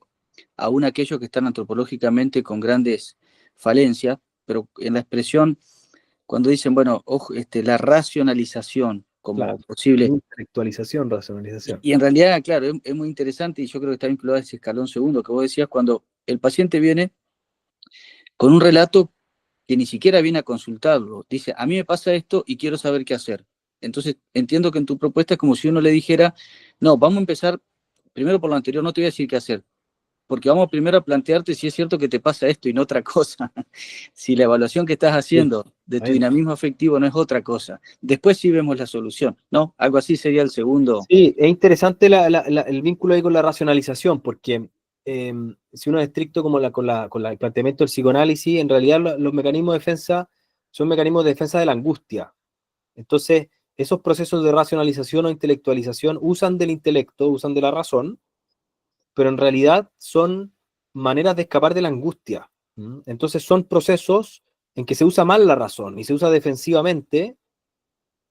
En cambio, lo que estamos haciendo acá es un proceso de, si queremos, uno podría usar la palabra racionalización, pero para no confundirla, de buscar lo razonable, lo verdadero. Y por lo tanto, tiene mucho más fuerza, porque justamente la racionalización no tiene la capacidad de evitar la angustia. Son caminos falsos donde se pretende evitar la angustia, pero al final queda intacta la angustia. Igual que la represión, queda intacta la angustia, que es distinta que la continencia, donde los dos procesos, los que estamos proponiendo acá, y en la continencia hay un proceso que es guiado por la razón orientada a la realidad. Por eso que es tan importante también transmitirle esto a los pacientes, de que al final no estamos buscando aquí una razón que nos consuele. No estamos buscando un parche curita, no estamos buscando, aquí le decimos parche curita, un parche, no estamos buscando un somnífero, un opio, no estamos buscando nada de eso. Lo que estamos buscando es la realidad de las cosas. Esa es la fuerza de la realidad. Y que en realidad justamente lo que estamos viendo es que la emoción no está viendo las cosas adecuadamente. ¿Mm? Muchas gracias. Está bien. Todos nos tenemos que retirar también, parece. Bueno, muchísimas gracias, Benjamín, por el Ateneo. Gracias a la Asociación de Psicología Integral de la Persona también por colaborar y sumarse a este Ateneo. Quería recordarles, antes que cerremos, que todavía tienen tiempo, tienen bastante porque es en septiembre en realidad, para inscribirse al curso de psicoterapia que va a dar el licenciado Marcos Amaja. Cualquier duda que tengan pueden comunicarse con el número de Cheomo. También aclarar que la grabación va a ser enviada mañana a la tarde, yo creo que más tardar a la tarde, igualmente la certificación. Así que bueno, muchísimas gracias a todos los presentes y nuevamente muchas gracias, Benjamín. Feliz realmente. Muchas gracias, Benja. Amigo argentino. Que les vaya Saludos, muy bien. bien. Saludos a todos. Un Chao, abrazo. muchísimas Chao. gracias. Ya. Muchas gracias, Benjamín. Nos vemos. Gracias. Muchísimas gracias, Benjamín.